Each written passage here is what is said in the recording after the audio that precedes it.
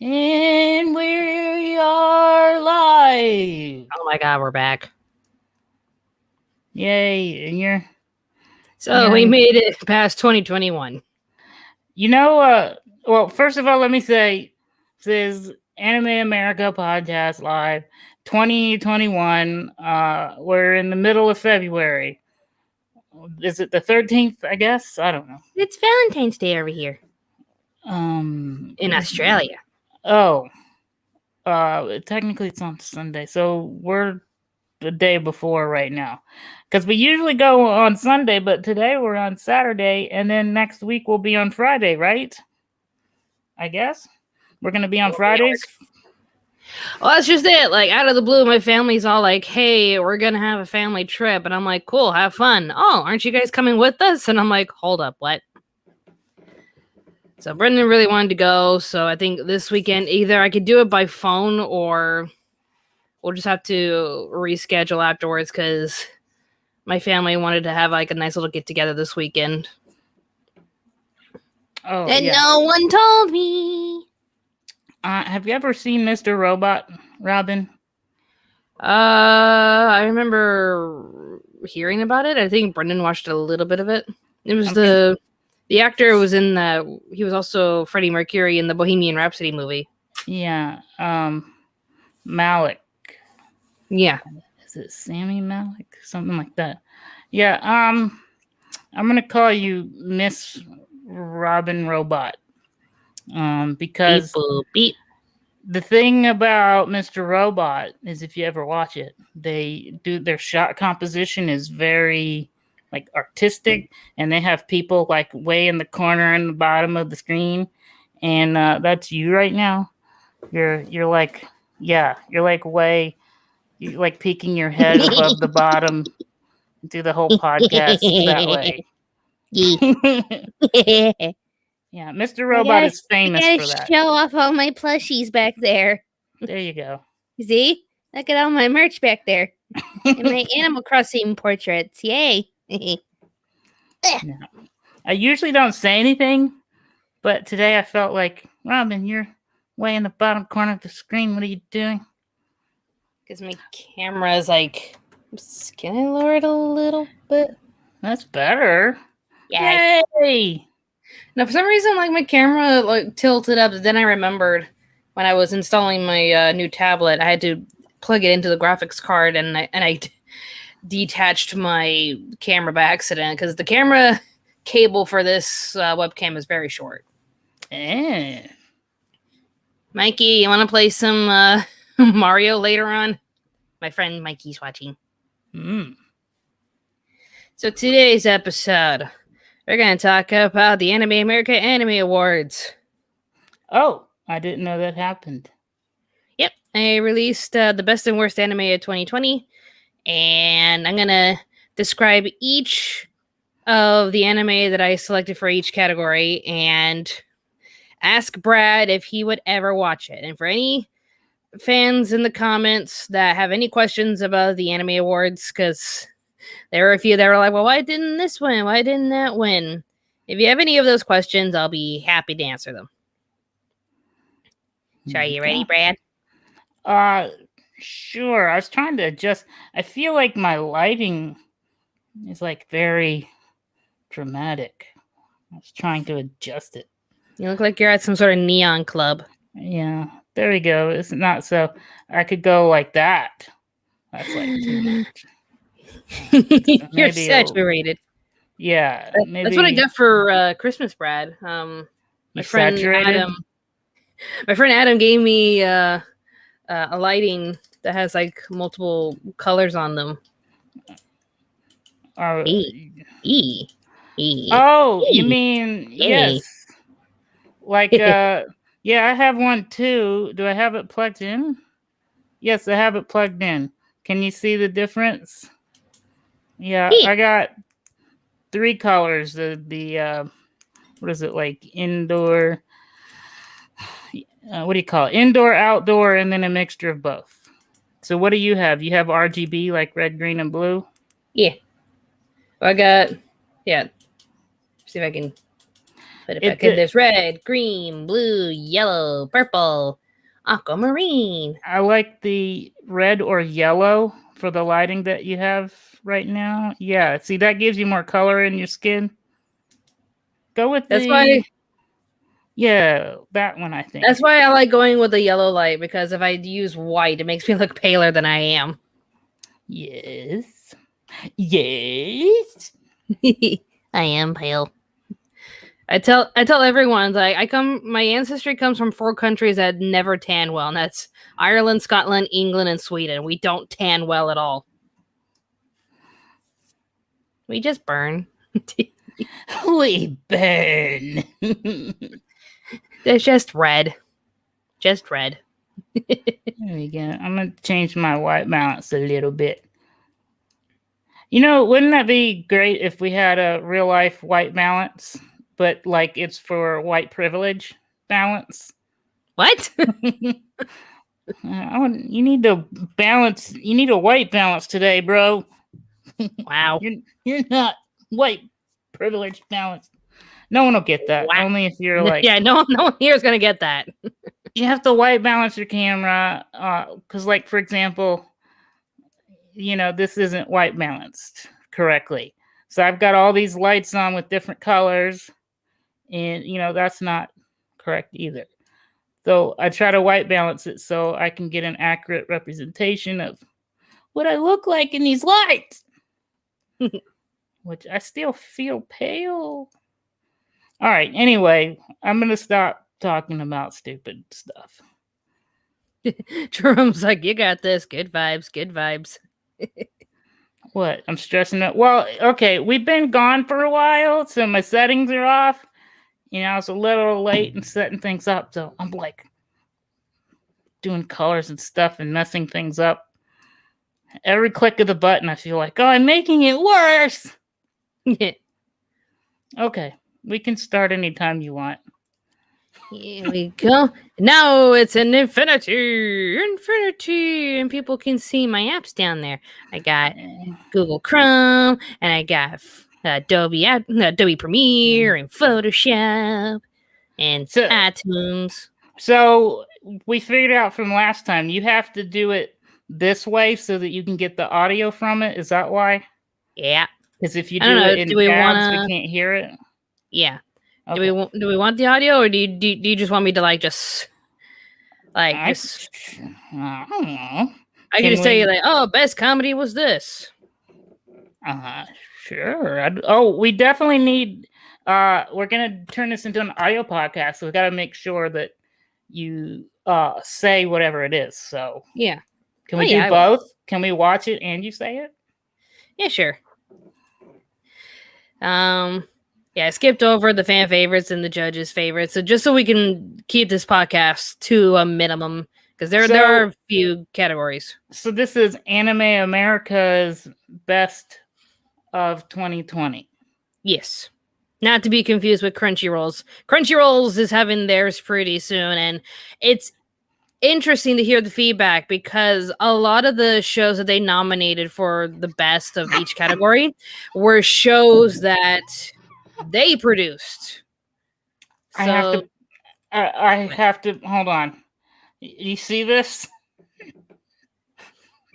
That Ewok sounds like what?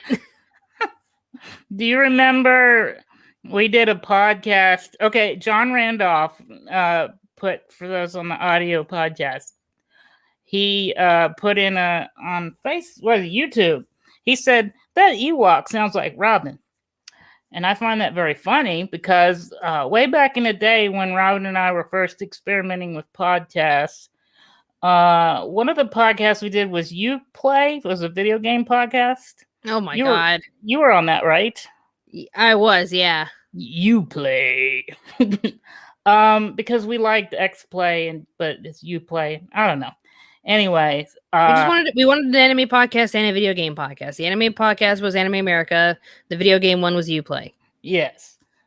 Okay, so we had enough popularity with the podcast that somebody, what do you call it? We had comments in iTunes. Somebody left a comment, and one of the comments said, I like the show, but I hate the girl on there. And at the time, you weren't on it, Robin. It was a bunch. It was just a bunch of guys, and so they were talking about me because because when I get excited, my voice gets really high, and I sound like a woman. See, even right there on the phone. When you said that, like someone, like a telemarketer called you and you were like, hello, and you're like, oh, ma'am. I was like, what? Yeah, when they said, when I'm calling for like, medical stuff or whatever, it's like, is this Bradley? Would like to speak to Bradley Kingston, please. This is Brad. Yes, ma'am. We need to speak to Brad. I am Brad. You see, the more excited I get, the higher pitch I get. Yeah, so apparently that last I sound like a woman. That last scream was just you attacking the person. So thanks for pointing that out, John Randolph. Yes, I can concentrate on my voice, and if I take a breath and I'm very calm, I can sound a lot better. But typically, that's not what I do. I usually just scream through my nose. Kraken Deals from YouTube made a comment. Brad, do prank calls. I could. Also, Douglas Moore from Facebook says hi, and that's my dad. Oh. Hi, Dad. Okay. Let's get... Huh? I'm just like back on track now. What's up? Here we go. Let's do the anime awards. So I'll play the clip real quick, and we'll talk about what went through my head when I was picking each category. Because I'll say it here, the anime throughout 2020 was just mediocre. It felt like picking some of the winners of some categories was easy peasy because there was no other show that could compare.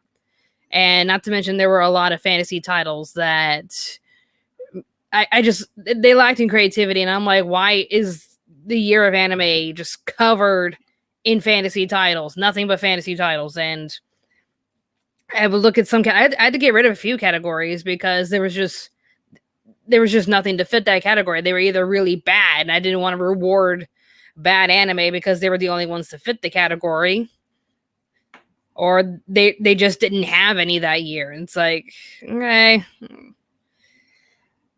the fantasy genre, I'm just like, eeny, meeny, miny. I'm just gonna pick the ones that were at least interesting, which I think you will actually like best fantasy. Can you make it? Well, I don't. Yeah, can you make that full screen? Full screen? Okay. Yeah. You'll have to be in control of the... There we go. Ow.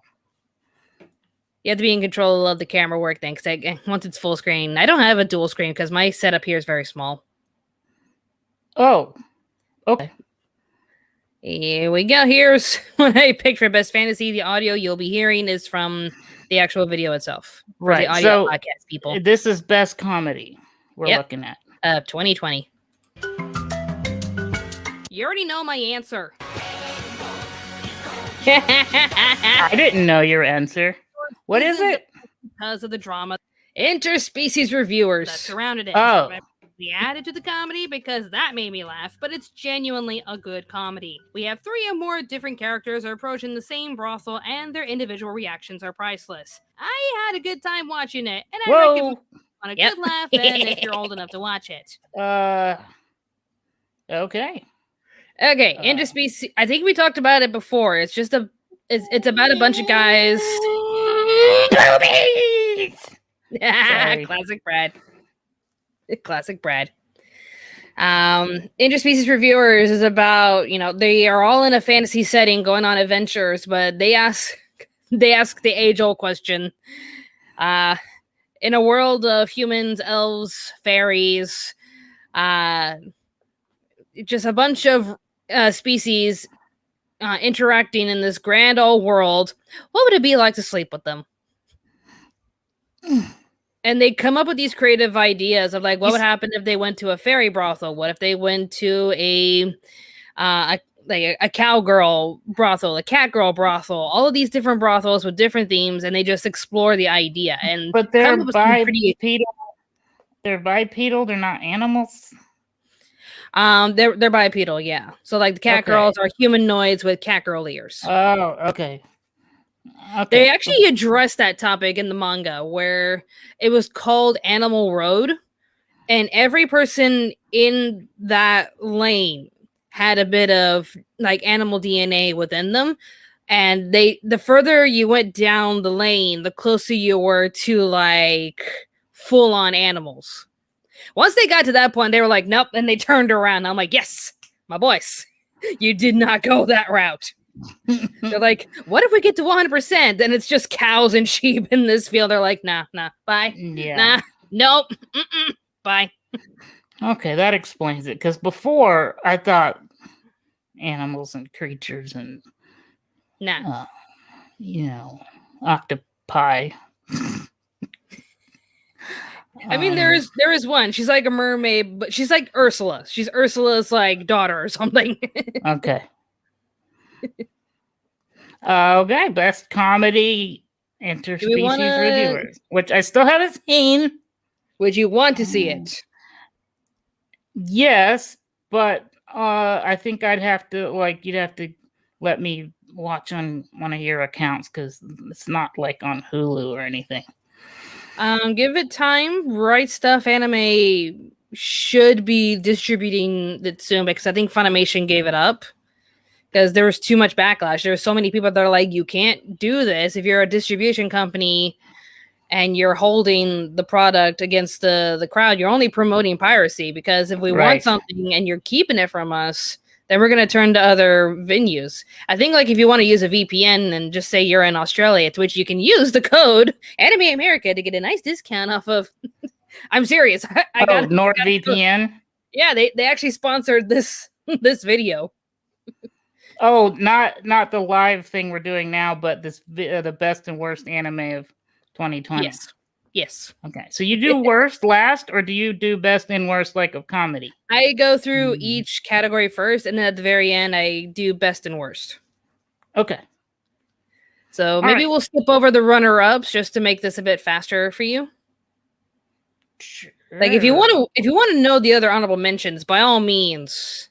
Like I could just quickly talk about them. Sure. Like there's a nice shot right there. It's a cute looking princess holding a huge pair of scissors. Which one is that? This is the runner-up for best fantasy. It's about a prince. Go ahead. It's about I think it's called a Sleepy Princess in the Demon's Castle. Mm-hmm. She's a princess that gets kidnapped by the Demon King. They're holding her hostage while the humans are doing everything they can to get her back. And all she wants is a good night's sleep. Because she's like, if I'm going to be stuck in here, I want the best bed, okay? I want the best pillow. I want the best blankets. I want the best sheets. I just want comfort, and I want peace and quiet. I want to have, like, the best night's sleep ever, okay? And she goes all throughout the castle. She keeps breaking out just to find stuff to make her bed perfect. Okay. So the scissors are to cut sheets or something? Is that a weapon? She found some. I actually misworded myself. This is best comedy runner-up. She found some guy wearing a cape that looked perfect for a bed sheet. She's just like, I need that cape. And this demon comes in offering her some tea, and his arms are just made of scissors. And so she's like, can I have one? I think she made a trade with him, like, here, take this. And he's like, yeah, sure, take whatever scissors you want. It just leaves her, like, a small pair of scissors and a huge pair of scissors. So when she just gets out of the jail cell again, she's cutting off capes throughout the whole castle. Okay. The girl wants her nap, Brad. Real quick, we have a super chat. A-Dub64. So, is this a question or a statement? So, I guess it's a question. So, have you seen X-Men Evolution? I have. I'm assuming you haven't, Robin? There's so many X-Men. Like, which one was Evolution? I think they were teens. It was like teen Wait, was that the cartoon series? Yeah. Yeah, I saw bits and pieces of it. I saw it and liked it. Yeah. I could be mixing up the one where Wolverine was. It was like Wolverine and the X-Men. I don't know. They all tend to blend in, but I thought that was like a younger one. Anyways, I liked it. It wasn't too If it's bad. what I think it is, it was cute. Yeah, I think it had some of the younger. I think it was more teens and kids, and not as adult as the other ones. Anyway. Yeah.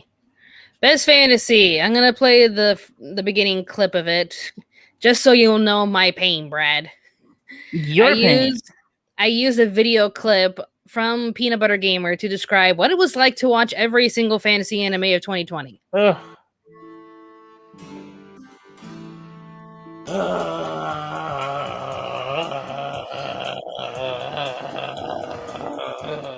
I honestly couldn't believe how the genre just lacked in creativity this year. They were all copy and paste stories and settings that I've seen a million times. Like, how many times do we have to go to a medieval setting? How many medieval fantasies do we need, Japan? How many of them are mobile games? Seriously though, like, why do we need this new mobile app game anime when they're not good? And I get that it's easy to make a fantasy setting with medieval aesthetics when you want to include magic, sorcery, and etc. But those restrictions did not stop Dorohedoro. I mean, you would look at this and think it's some dystopian sci-fi. It's supposed to be good.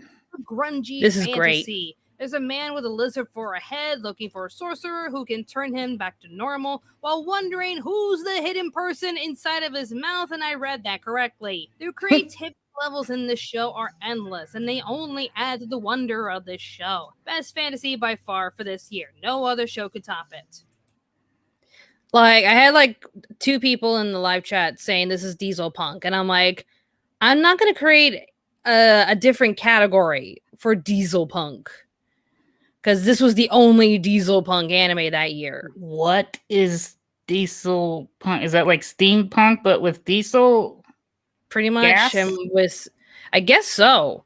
But like, they use magic in this show. Like, they have sorcerers, they have transformation. Like, this dude used to be human, but now he has a lizard for a head, and he has some dude stuck in his throat, and he's just trying to figure out why. Like, there's no character. So it's not him.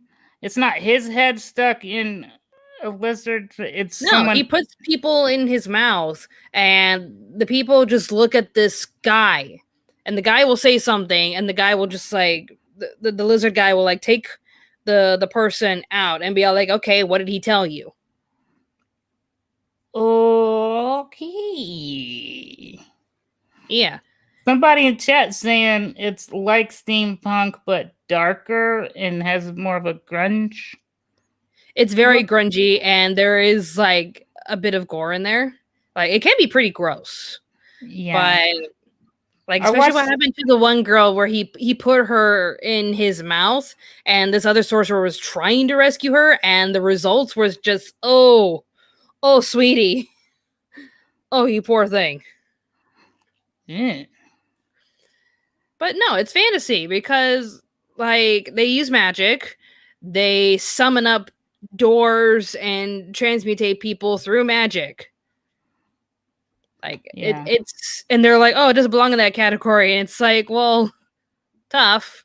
They don't use sci-fi to explain their world. They use fantasy to explain their world. It counts. It's a fantasy. It's the best fantasy because it actually went above the norm. Like, they're like, this is a fantasy, but it's not a medieval setting. We actually get creative with our characters and story and whatnot. There was nothing like this show.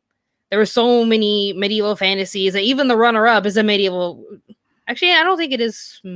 It's like modern day medieval, if that makes sense. It's like they live in a medieval town, but they have like modern uniforms. Yes. I want to answer Alicia Connell real quick. I do not like sports anime, but I wouldn't mind checking out Skate. What is it, like SK8 is the name? Skate the Infinity? Oh yeah, that's a 2021 skater anime. I wouldn't mind. I like skating stuff. I played skating video games when I was younger. Yeah. All right. And quickly to sum up best fantasy runner-up, it's basically One Punch Man, but I've never heard of this. The Misfit of Demon King Academy? yeah. Oh. These students go to the Demon King Academy to train in sorcery to honor the spirit of the Demon King, hoping that he'll be resurrected one day and to lead them to their next future. This guy is literally the Demon King, but he's just not impressed with the students and how snobby they're acting. Like, oh, we go to the finest academy and praise our Demon King, unlike you plebeians. And he's all like, bitch, please. And he just like brings them down a level. Like, just live your life. Stop acting like you're better than other people. Chill. That's him in a nutshell. And if they have a problem and they want to challenge him, he's just like, okay, fine. And he just finds the most hilarious way to beat them. Like he's in some sort of like castle tournament with this girl that was like acting pretty snobby to him, and she wanted to challenge him. And he's all like, okay, fine. And he just like he creates like all these other forts to distract them. And then out of the blue, he just appears right in front of their castle, and he's all like, so I'm just gonna pick up your castle and just use his magic to lift the castle up into the air, twirl it around, and just toss it across the field. And it's like, my dude, you're Saitama in a fantasy genre. Should I check it out? I think you'll laugh. I love One Punch Man. This is just the Demon King version of One Punch Man, where he's just overpowered and having fun. Okay. By the way, I just want you to know that some people, like Shalane the Insane, are sad that we're not going to have a 5-hour podcast like we did on our last episode when we had the Meta Runner cast. That went out of control. Wow. Oh my god. Like, out of the blue, like, I just wanted a nice, simple interview with the sound designers at Meta Runner.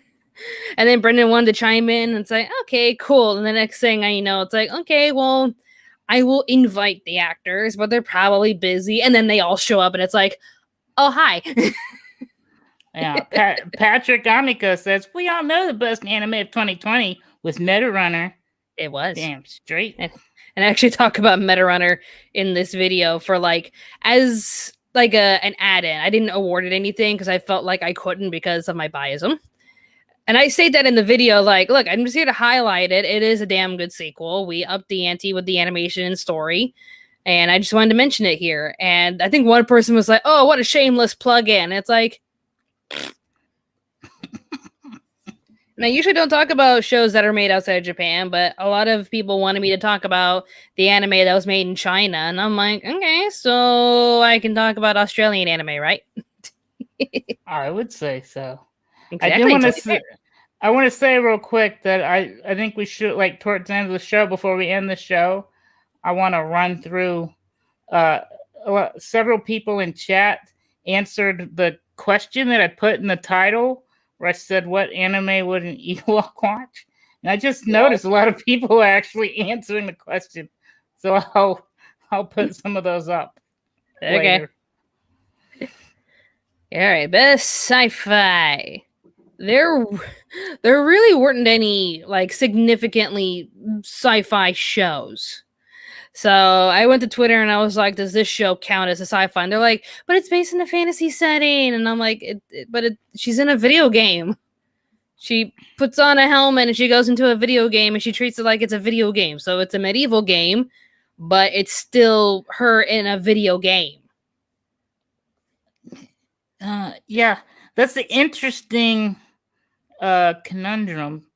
If just is it sci-fi or fantasy? Like I think it's like Sword Art Online, but this is a more comedic take on Sword Art Online. I feel like if you're like Sword Art Online, where even if it's a video game world, if all your time is spent doing medieval stuff and you're not real, there's really no sci-fi in it. You know what I mean? I feel like it's more fantasy than sci-fi at that point. But Okay. But I just pointed it out here that like if I didn't award this with best sci-fi, then I probably would have taken the category out because I think there was only one other show that was good that could fit in the category.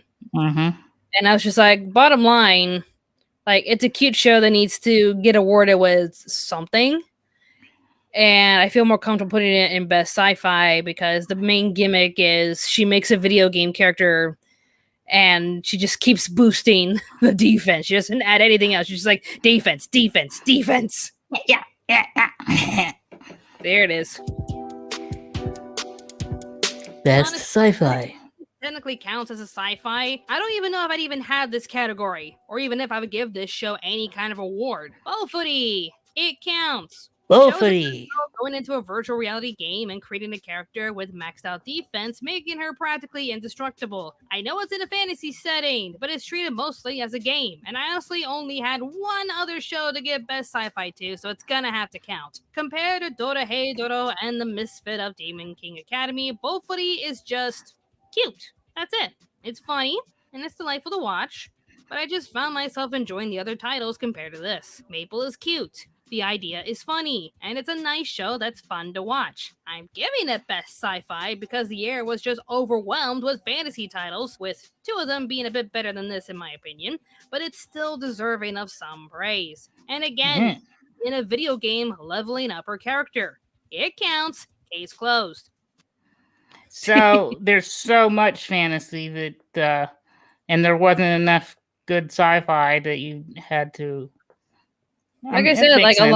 a lot of shows were either like copy and paste stories or they were just bland and not interesting. I didn't really feel comfortable awarding those. Like I would award the ones that were decent and ones that were excellent. Yeah, that makes sense. Except for sports, because there were only like 4 sports titles and 3 of them were just oh my god no.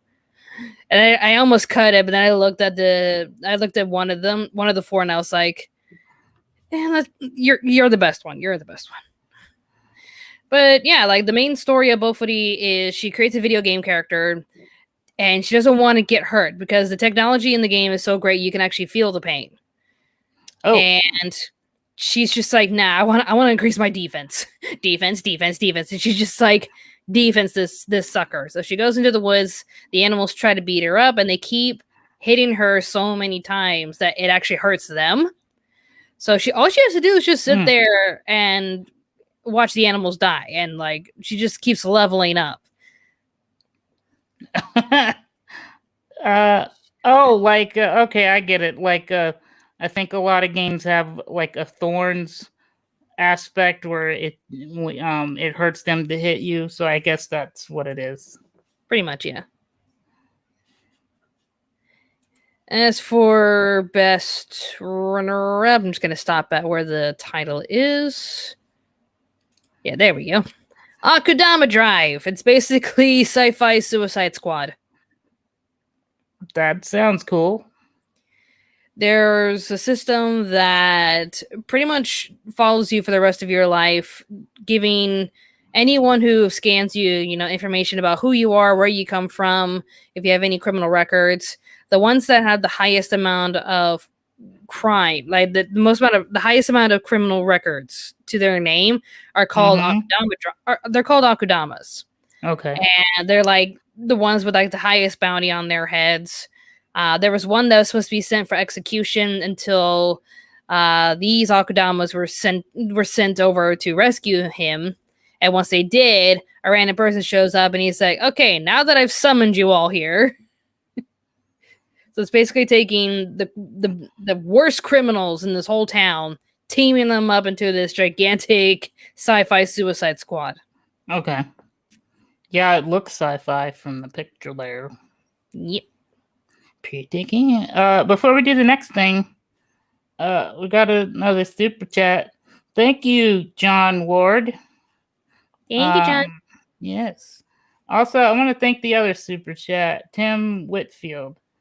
Oh, that's Are there any questions attached? AW64. I missed this other one. Tim Whitfield asked, "What are your memories of seeing Rugrats?" I never watched it. Did you watch it? I barely watched it. I was so bratty when it came to what shows I would watch because I was in a Disney household. We watched Disney in my house. Right. Disney was the best, and now I'm looking back at my childhood like, oh my god, cringe. Like I could not stand Nickelodeon for some weird reason, and I couldn't stand a few shows on Cartoon Network. But then I saw like Powerpuff Girls, and I was like, and Dexter's Laboratory, and I was like, okay, those are pretty funny. And that's when I found Sailor Moon. Yeah, the thing about Nickelodeon though was Avatar. Yeah, The Last Airbender. Yeah, very rarely did they have a good like teen or adult animation. But anyway, Phineas and Ferb. What was that on? That was on Disney. Disney. Okay, that's a good show. I saw that show. Yeah, it's about two brothers. They want to make every day of summer count. Now, okay, so John Ward just wants to see would either of us would we do a reaction AMV video where we review the music and the song? So it might be fun, and the fans send the vids. I guess that would have to be a thing. Maybe during a live stream or something. I think that's what he's saying. It would depend because, like, if I were to watch it and react to it, then copyright might be an issue because of the song. Like, this video, it got claimed by 3 different studios because I used some of the songs. I was surprised that more songs weren't claimed. But Sony Music's, they pretty much banned this from Japan until I made a disclaimer saying like, hey, or I repealed it, like saying like, hey, this is actually for a review, and they were kind enough to remove it. I'm still waiting to hear from UMG. I just want to read what Alexandra English said. She said, "This is Anime America. There is nothing but chaos." Yeah. So true. So true. So true. That's Theo's line from Meta Runner. You just said Theo's line from Meta Runner when he's talking to Belle, saying, what do you think, Elder God Tomato? And Elder God Tomato's just repeating the same thing over and over again. And he's like, so true, so true. Before we start, let me answer Langdon Gaddy's thing as he feels ignored. I gotta go find it. Oh dear. Langdon, we're not purposely trying to ignore you. Like, there's a lot of people that are leaving comments, and I'm trying to introduce Brad to anime. Every comment from Langdon is, did you read the comment? And I'm like, okay, scroll up. Did you read the comment? And I'm like, I can't find the comment because of all the comments about freedom to comment. Like, this is what you're doing to Brad. Is this it? Anime America, remember me? Do we like is that I don't know what does PFP mean, the picture? Profile picture. In the little thing. I think it's cool. Somebody tell me what PFP means. It's profile pic. Profile pic. Okay, yes, I like it. Are you happy now? Are you happy? Okay. Okay, Brad. Okay. He said yes. Okay, good. There you go. Best drama. Best drama. There was barely any. But, and I also said, like, there were some that could have fit in this category, but I put them in other categories because I had a ton of categories. And there's some people that are like, you have too many categories. It's like, well, I want to highlight the ones that, I felt, deserve some attention, because there's going to be like outlets that are only highlighting mainstream titles and the titles that are very popular that got sequels. And I just want to give new shows a chance. So I provide whatever categories I can to highlight what I felt were the best. The best drama, I think you'll actually like this, Brad. Okay, Okay, some other titles that could have taken this award honestly fit better in other categories, leaving me with, honestly, 2 other shows that fit right here. The one that I think deserves it the most, however, is Wave Listen to Me. Minare Koda was living a simple life as a waitress, but she suddenly hears her drunken banter over the radio because a random stranger she was talking to was enthralled with her storytelling. He actually offers her a job as a radio host delivering stories in different and unique ways that would entertain the audience. This was a sudden invitation, but she just rolls with it. Not sure if some of you will think a show about a woman randomly becoming a radio host while balancing her life is fun to watch, but just watch the first episode and listen to Riho Sugiyama's performance. She owns the microphone with her performance, and it's just wonderful listening to how random she can be. Best. That's interesting. I can't, like, if you tried to sell that to me, like, if you tried to pitch that to me, like, I want to do an anime about a person in a radio booth, just in a booth the whole time, I'd be like, what? I don't know about that. Yeah, no, she gets offered a job out of the blue because the guy he was listening to her being drunk, and she just kept going and going. He's like, I like you. You're fun to listen to. I'm gonna record this and put this on my radio show. Okay. And when she gets to the studio and gets pissed, and he's like, all right, sit in the chair, you're on. What? How would I watch this? Is this one have to be subscribed to Crunchyroll or something? Because I haven't seen it. I think Crunchyroll and possibly where. Let me Google it real quick. Let's see. While you're Googling, I'm gonna read super chats. JT loves Code Lyoko. By the way, thank you. I'm surprised Interspecies Reviewer wasn't number 1, Robin. It was my number 1. I tried. Also, I really tried. Redo of Healer is not good. He shouted the last. Ooh, we're gonna probably have to talk about that maybe next week.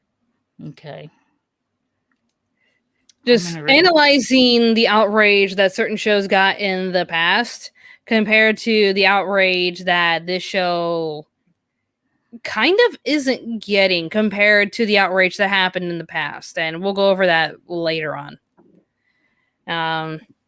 You can watch Wave Listen to Me on Funimation's streaming site if you have a subscription.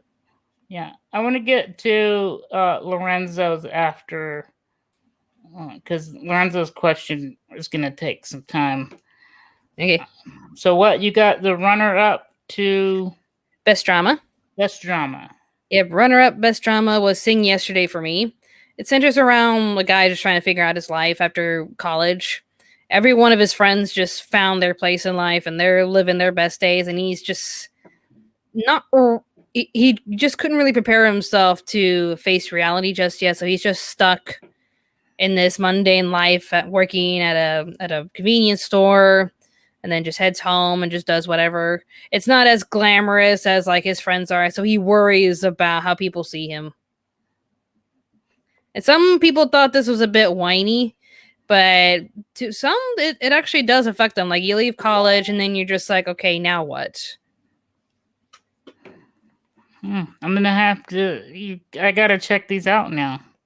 The titles are interesting. The titles alone would get me to check out the first couple episodes. Mm-hmm.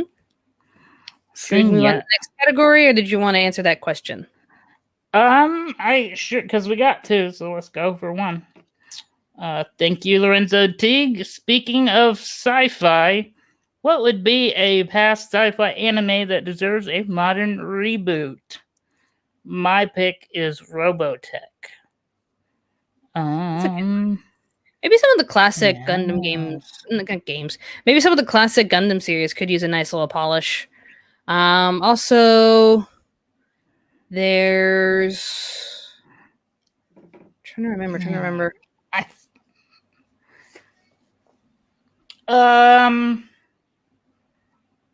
It escaped my head. I know. I would like to see a longer version, even though, see, everything that I want to mention is beautiful as it is. So, like, getting a reboot. I tell you what, I would love to see like a series on, or maybe a longer version of, was it Black Magic 2099? Hold on, let me get the correct name, but it's like Black Magic something. It's like a Terminator. It's a 45-minute anime movie about like a Terminator robot that gets loose, and now everyone's trying to take it down. It's like the way you want, like Terminator. Like Terminator is a classic, but then like the anime version of Terminator was like next level. Okay. Hold on. Cancel. Just give me a minute, people. Yeah. Stop rushing me in my head. Yeah. Was it 2099? Should I just show the next clip while you look for that? Yep. All right. Here's what I picked for best romance of 2020. It's sad to say there were only a handful of good romances this year, but I honestly had to give this award to Tonikawa, Over the Moon for You. Hey, look! Truck-kun actually started a romance! It's a friggin' miracle! Truck-kun's in a romance! He's getting sick of sending people to another world. He's just like, screw this. I'm gonna be Cupid. I'm gonna run some people over, and it's true love. The end. There's your anime. But seriously, it's a cute show about a couple that just wanted to get married on the spot, and the show revolves around them making this spontaneous marriage work. They love each other, they learn how to make it work, and you can't help but love them. There you go. What's it called again? Tonikawa. I think the full name is Tonikawa Kawaii, Over the Moon for You. Like, Truck-kun is famous for running characters over in anime, either instantly killing them, or Truck-kun will be the one to send characters off to a brand new world in isekais. Like, Truck-kun was the one that killed the main character in Zombieland Saga. Was supposed to kill off the character in Fuka. Like, there's always that one character in an anime that just runs across the street and then... But in this case, he almost gets hit by a truck trying to reach out to this girl, and she dives in to save him, so they both take the blow. They both survive, and he's all like, "You're beautiful, and I want to marry you," and she's like, "Okay." And that's it. They just, a few years roll by, she wants to marry him, and they just get married. And the rest of the show is just following their relationship and seeing people react to, "Hold up, you guys just got married? What?" It's a cute romance. I don't think I'm gonna watch it, but maybe the runner-up would be a bit better. And I accidentally did not attach the honorable mentions, the runner-up slot title here, because for some reason I watched this when I went live, and I'm like, wait, where's the block for it? No! I made a mistake. I always make one mistake in every video I release, I swear. Really? I misspell something and I don't notice it until it's released. I miss a lip flap in my animation, so it's just like a blank space there, and it's like, frick! Yeah. It's always something. All right, I'm gonna try. I found it. It's called the anime that I would like. I don't know if it's a reboot, but I would love to see it with modern effects, even though it's a classic and you shouldn't touch it, but like maybe more in the universe. Black Magic M66. I'm gonna see if I can throw up a picture real quick. Okay. Let me screen share, because I can screen share too, Robin. You're not the only one. Wow. Science. Yeah. Oh, you know what? Maybe would be easier is to.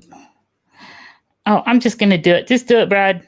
Just do it. It doesn't have to be perfect. Here we go. Do it. Do infinity. Can you see that? I'm zooming in. Here. What? I'm still full screen on my. Oh, I can look on my other YouTube. Hold on, I can switch. There. Oh, that's not it. Now can you see it? I'm still full screen on my computer. I gotta go to my. I did. I clicked on you. No. I'm looking at the video, like my video. My whole computer is just a full screen of the Anime Awards. So I'm looking at my phone. Okay. So. Oh, here we go. I did the right one. Now can you see it? Oh, you can't see anything because you're full screen. That's what I was trying to say. All right, people. I can see it now. This one here. This is what it looks like. You can get it on Amazon. I don't know where you could stream it. But it's awesome. Cool. It's like one of my top animes. I keep forgetting to mention it because it's a weird name. But I rate it up there with Akira and Vampire Hunter D and Ninja Scroll. Black Magic M66 is so awesome. It's freaking amazing. I think Ghost in the Shell too. Tom Bugley was trying to help you with Black Magic M66. Original story by Masamune, who did Ghost in the Shell. I just got an idea. What? What if while you're doing your thing, I'm gonna see if I can find like a video clip of it so I can show it. I'll quickly address the Rustic ABCD here. Who did a super chat question. Thank you very much, Rustic. Oh, is there another? By the way, we got another one too. I didn't know. Oh, wow. Okay. We've got 3, 4. Oh, my God. We need to spend a few minutes doing super chats because we're like bogged up here. Well, I'll answer Rustic's first. Okay. Would you consider doing a countdown collab with JD Animations, Wolfie Chu, or Jordan Sweeto? By the way, Wolfie Chu and Jordan Sweeto live in Australia. Wolfie Chu lives in Australia? No wonder we got her on SMG4.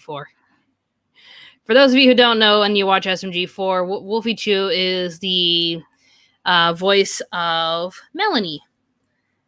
She just submitted a few sample voices, like in today's episode of Melanie Felony, where you hear her say, Axel? That's Wolfie Chu. Now you know. Let's see. Lorenzo Teague. Yeah, thank you. Oh wait, that was the Robotech one. Right. No, this is JT loves Code Lyoko for $10. Thank you so much. Thank you, JT. Thanks for acknowledging Wave Listen to Me. Minare Koda's Japanese voice actor was told by studios that her voice wasn't anime enough. This role proves them wrong. Damn. Good on you. Wow. What does that mean? Not anime enough. You have to be like this. You're not kidding. Maybe it's just like she has an actress voice. Like when you watch live actors in Japan, like they just don't sound as animated, and I'm guessing that's what they were trying to say with her, but they just made a more realistic character for her to voice. I like that. Let's see. Oh dear. I'll read this and I'll just quickly address it. Okay. From JT Loves Code Lyoko donated $5. Thank you very much. Hashtag Kick Vic supporter LJ Monteo was the only person to be outraged by Rito the Healer on Twitter and no one else. Okay, let me just quickly get to the bottom of this because I'm going to react to the first episode. The main reason why there is no outrage with Rito the Healer is because everyone universally agrees that show is terrible. It is so uncomfortable to watch. It is so distasteful. And it's surprising me because in the past, when it came to Goblin Slayer, Rise of the Shield Hero, and Ninja Pieces reviewers, everything that they said about what those shows were, is exactly what Rito the Healer is. So everything that they were complaining about those 3 shows, saying like it's distasteful, it's wrong, it's demeaning to women, this is what Rito the Healer is. Like, Rito the Healer is just revenge effing. It's just vengeance torture. That's all the show is. Revenge effing. Okay. Yep.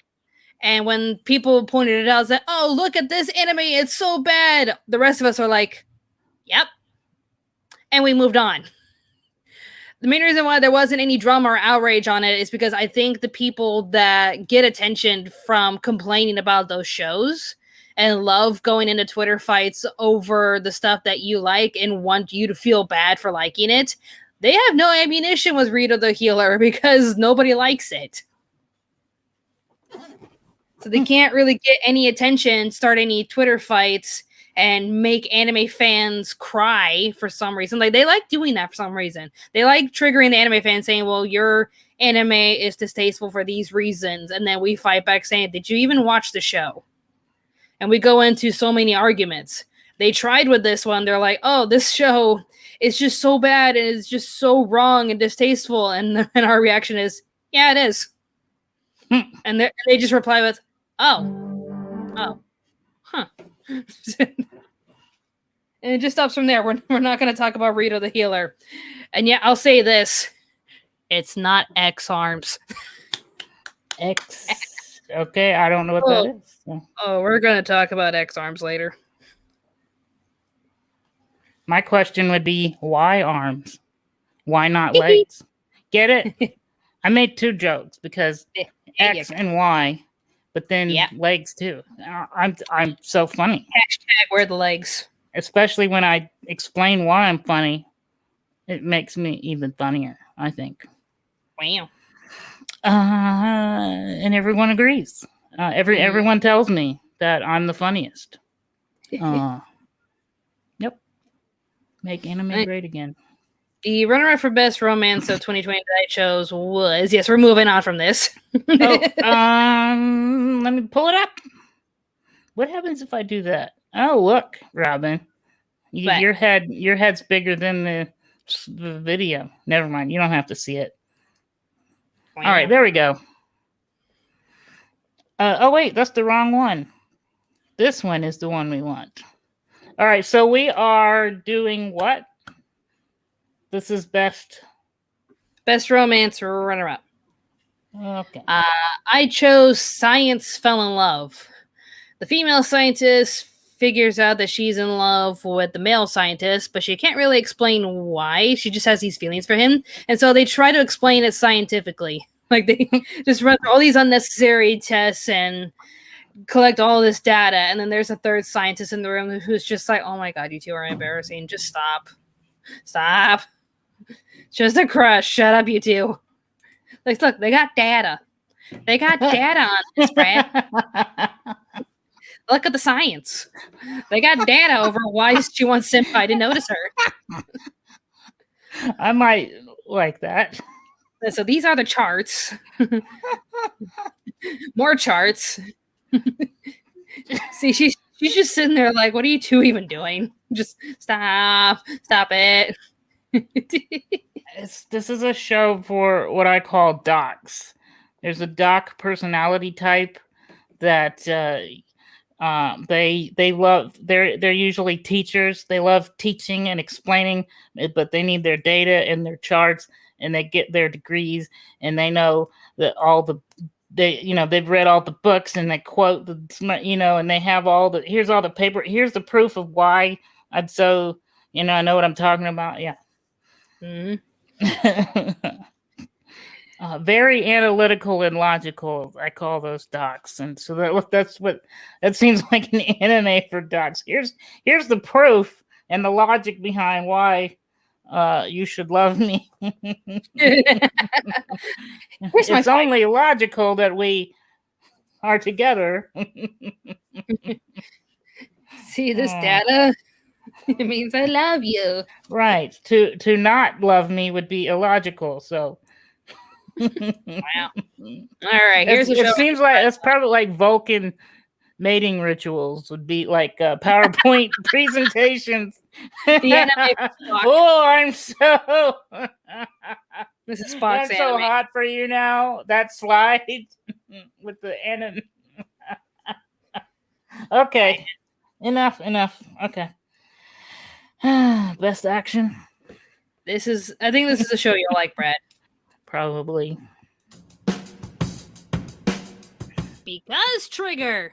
Am I right? But yeah, a lot of you wanted me to watch it. And I'll admit, It's pretty good. In BNA, humans and beastmen do not get along, and the beastmen B? find refuge in a city just BNA. for them. A female Brand new Tanuki animal. beastman travels to the city to find acceptance, only to meet other forms of complications and running into the dark, seedy underbellies of the city. It's packed with a lot of action and stellar animation, which is no surprise considering it's from Trigger. I honestly liked the idea and style of the show, but thought that the story got a bit muddled towards the end. Still a neat show that I'd recommend.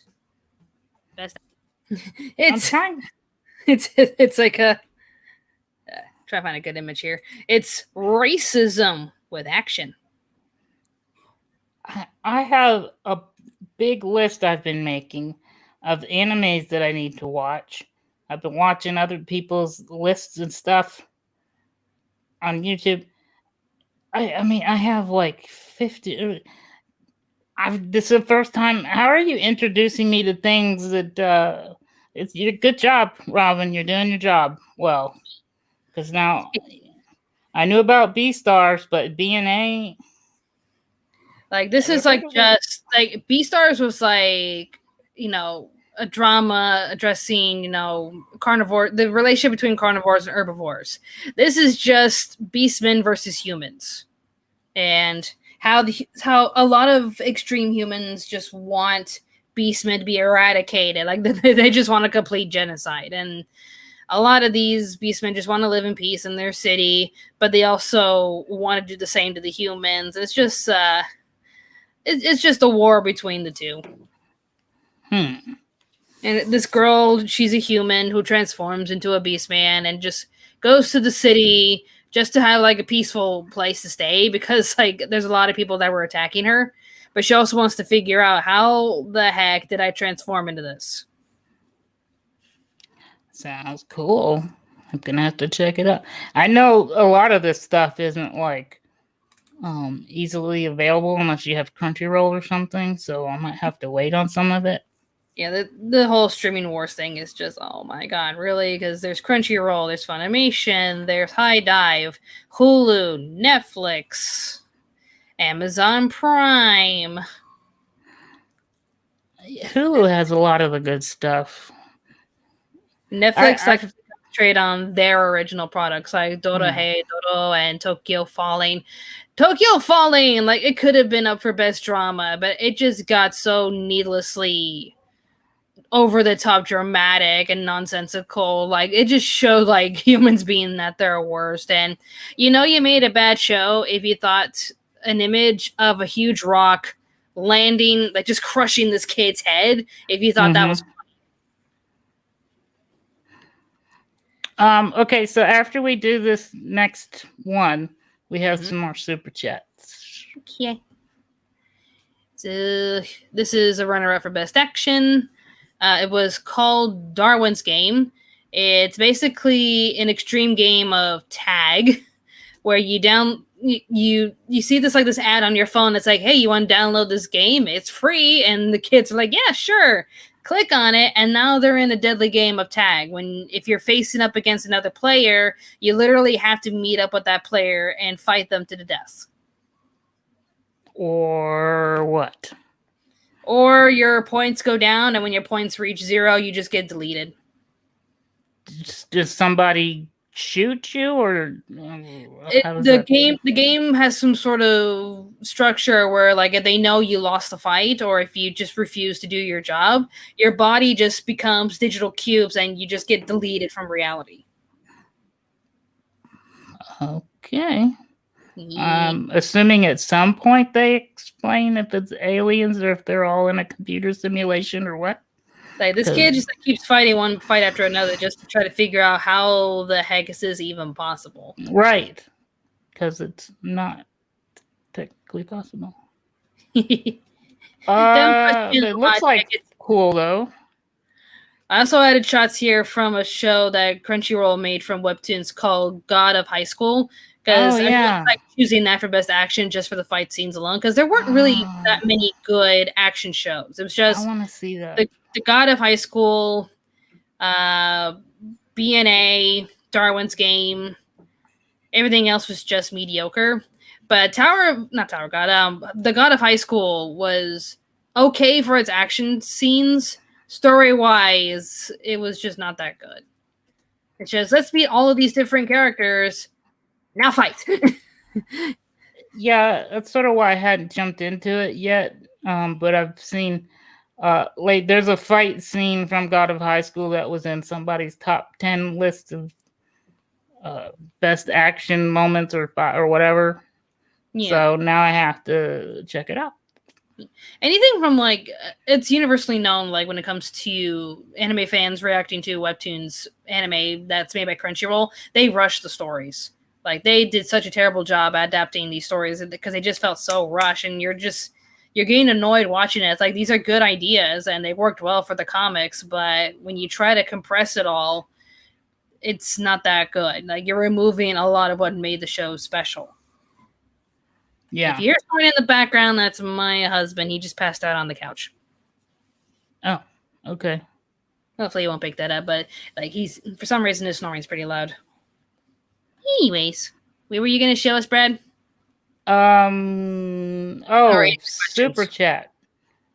Did we do this one already while I was are you we did JT, yeah, we did that one. You did this one? Okay. Then this one, Thumb Bugly. Thank you. I think I did that one too. Yeah, he was just helping you find the answer to that. Oh, okay. Masamune, I did want to say that's how I found Black Magic M66 because I love Ghost in the Shell so much. And Masamune did one other anime about an old guy that's like bedridden and somehow he gets absorbed. Somehow the bed, something happens with the technology where the bed and the old guy combine, and then and the bed starts running around absorbing every bit of technology there is and becomes like this thing, tanks are trying to fight it and all that. So it seemed, I think it might have been a precursor to Akira maybe, but it's the same thing where like technology and biotechnology combining and absorbing and becoming this uncontrollable thing. So Masamune stuff is definitely worth checking out. Here's one I don't think you did yet. Did you do this? Rusty Cab CD? Yes, I did. I just wasn't listening. The only one we haven't done is from Matt Hatterson, but she retracted her message. So, Matt Hatterson, if you have a question, let us know. Yeah, why'd you retract? Thank you. It's probably just a digital glitch or something. Oh, well, ask us again. Now keep an eye out for her. While we wait for her question, we'll go over best thriller. Brad, this is your show. I think people absolutely love this show. Yeah. Let me put the audio on. Here we go. How come it took this long to get a good heist show? I mean, I'm repeating everyone when I say we haven't had a good heist anime since Lupin III. The Great Pretender is brilliant. Not only is it an amazing show with our main characters pulling off insane heists, but the effort that was put into the animation and the dub is just fantastic. I honestly thought I was watching the show in the original language first, only for it to change along the way with a diverse cast voicing each character from their respective countries. That's a lot of effort for the dub to pull off, and I commend them for that. So it's a heist anime called The Great Pretender. The heists they pull off are insane, and the dubbing for it, when they actually dubbed it, if you watch it on Netflix, it'll start off in Japanese, but when they make their way to America, you hear them transition to English, and it's just so fluent, with just how they do it. It's like, wait. This is the dub? Wow. Hold up. And when they go from one country to another, they find actors. I believe, for the most part, they find actors to represent each of their countries to dub each of the characters, and it's like, this is so cool. I gotta write all this down. You said The Great Pretender? The Great Pretender. It's like one of the best anime of Netflix. Also, Because it's called The Great Pretender, guess what song they use for their ending credits? The Great Pretender. The Great Pretender. Yeah. That song immediately came in my head, but I didn't want to be cheesy and start singing it. No, go for it. And it's sung by cats. And I'm like, this is such an homage to Freddie Mercury. The Great Pretender. Meow. How do they? No, it's still Freddie Mercury singing it. Oh. In the background, when you see the background singers, you just see 3 cats by the microphone going. But okay. How about this? At the end of the show, let's do a recap, so I can write down the ones that I missed from before. Because I know if I don't write them down, I will forget about them because their names were. I'm not going to remember those other ones, so we'll recap at the end of the show. For me, not that you need it, I need it. Apparently, Matt Henderson said, that's the joke, Brad. The one with BNA and Bad News Bears. I was saying a hilarious fact of BNA. Okay. Okay. And best thriller runner-up is a show called ID Invaded. It's basically CSI, but with Inception technology. I watched the first episode. Did you watch the whole first season? I watched the first couple of episodes, and I'm like, this is pretty cute. Yeah. I wasn't sure if I was going to commit to it yet. It was interesting. It's run out for a reason. Like, it's like you get the gist of it, and that doesn't really explore too much from that point. But it's still an interesting idea of like him just going into this realm where you can just put the pieces together. Well, yeah, maybe you can help me understand it better, and then we can explain it for the people on the podcast too. So basically, these people are dead, or they get trapped in the computer world. What's going on? He's jacking into a computer world to solve a mystery. What's happening? Basically, yeah. I think he gathers the data from the people of the incident and just pieces it all together. So there's an AI software that like gathers all of their, online data or something and puts together a profile of them in this sort of simulation. So it's like a recreation. I mean, they're dead, and they're not actually like their brain wasn't captured and put in the computer. This is like a facsimile of them, and then and so there's clues. Like whatever data they collected from the area and from the crime scenes and from the people they interviewed, they just put it into the computer and create a simulation. Okay, that makes more sense. Now for best mystery. I'll have to give it another shot. By the way, it's on Hulu. I think. Yep. I think I caught it on Hulu. So here's best mystery of 2020. It actually surprised me. I like the music I choose.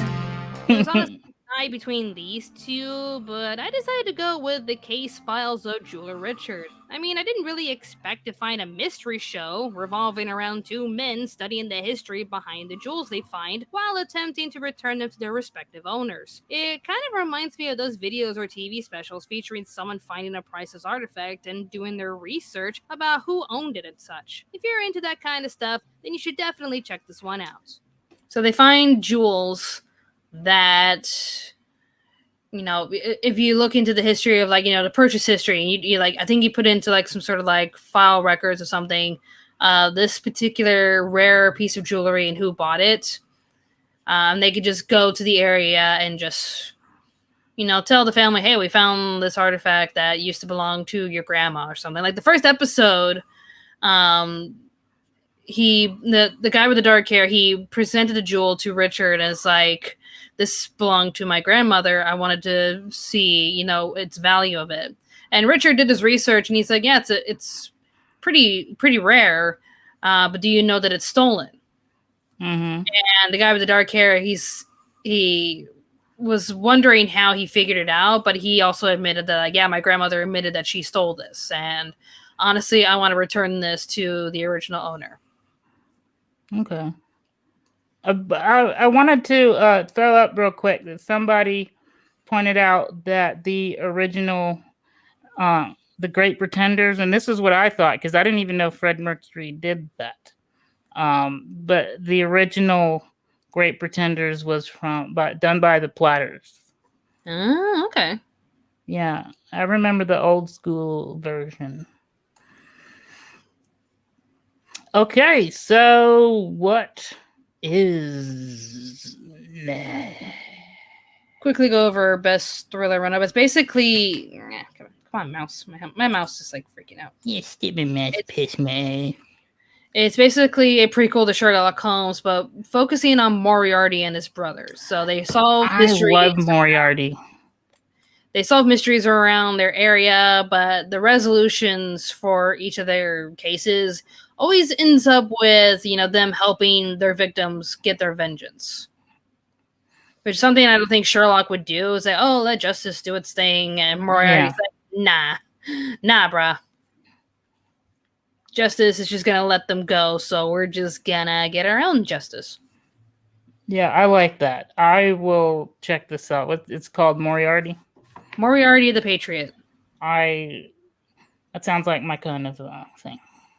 There you go. Fast forward to... No, we're going to keep... There we go. Best Supernatural. Okay, I'm predisposed to like whatever this is going to be. So we'll see. I'm not sure how you feel about the art. Like the colors that they use to animate is actually pretty stellar. Mm-hmm. The style might be a little too cutesy for you. Okay. Here we are again with only 2 choices for this category that were honestly pretty good. But the winner of this category definitely goes to Toilet Bound Hanako. The story is Toilet? The girl connecting with a ghost due to a silly mistake she made trying to make Senpai notice her. We've all been there. The idea is pretty cute, but the animation alone is just stellar. It's not only stylized with how the characters are drawn, but the color aesthetics, shading, and theme just make everything pop. You can't help but admire the animation that went into the show. So it's a super. They look like animatics for a video game. And even pretty much. It's called toilet bound because if you want to find this particular ghost, you have to go into the girl's room to summon the ghost. Yeah, for the audio people, I've had this. What would you call my face right now? What is this face I'm making? You're scowling. What the hell? Look. Yeah. This is my WT. Yeah, AF, absolute F. What the actual? There you go. What the actual? The toilet. Okay. She just goes to. It's pretty much like the monkey hand, where she goes to, get a wish from this ghost, and he does what he can to help her. It's a toilet ghost. That's the only way. It's Moni Myrtle from Harry Potter. And so you give it offerings. I've got a big offering for you today, toilet ghost. Oh my god. Oh god. Okay. Moving on. Maybe you'll like the the runner-up instead. I'll play the audio for this. Even though the show isn't really done yet, I am already awarding the runner-up spot to I like this. Tyson. Not only is yes, I actually love this show. There you go. Passionate for the supernatural, gets involved with them as he swallows Kaisen in order to save his friends, but is now possessed by a deadly demon. It's honestly a pretty good show so far and has likable protagonists, so check this one out. It's not just pretty good, it's freaking awesome. And it shouldn't be the runner-up. It should be the absolute #1 best. Can you tell me how it differs from any other kind of shonen anime, though? Because he ate a finger. The other ones that haven't eaten a finger. There you go. And he has to eat fingers to gain more power. But other than that, it's exactly the same where he has a super hidden power that's really powerful, but he has to control it. And it's out of control. And he's like the one Well, also they want to kill him, and they say as soon as he gets all the things, they're going to kill him. So I don't know if the other ones, they're all threatening to kill him the whole time. So that's how it's different. But also, it's awesome. Yeah, I was watching Jacksepticeye. Shows, like it's better than most of them. Yeah, it still runs on the formula, but it does the formula good. Yes, there's been. I will just say there's been a drought of good, whatever this supernatural action anime, whatever, for me for a while. And so I was excited to discover, finally a new good one. You just wanted Bleach again. It's reminded me of Bleach. Yes. Bleach lost it in the last season. Last season was not good.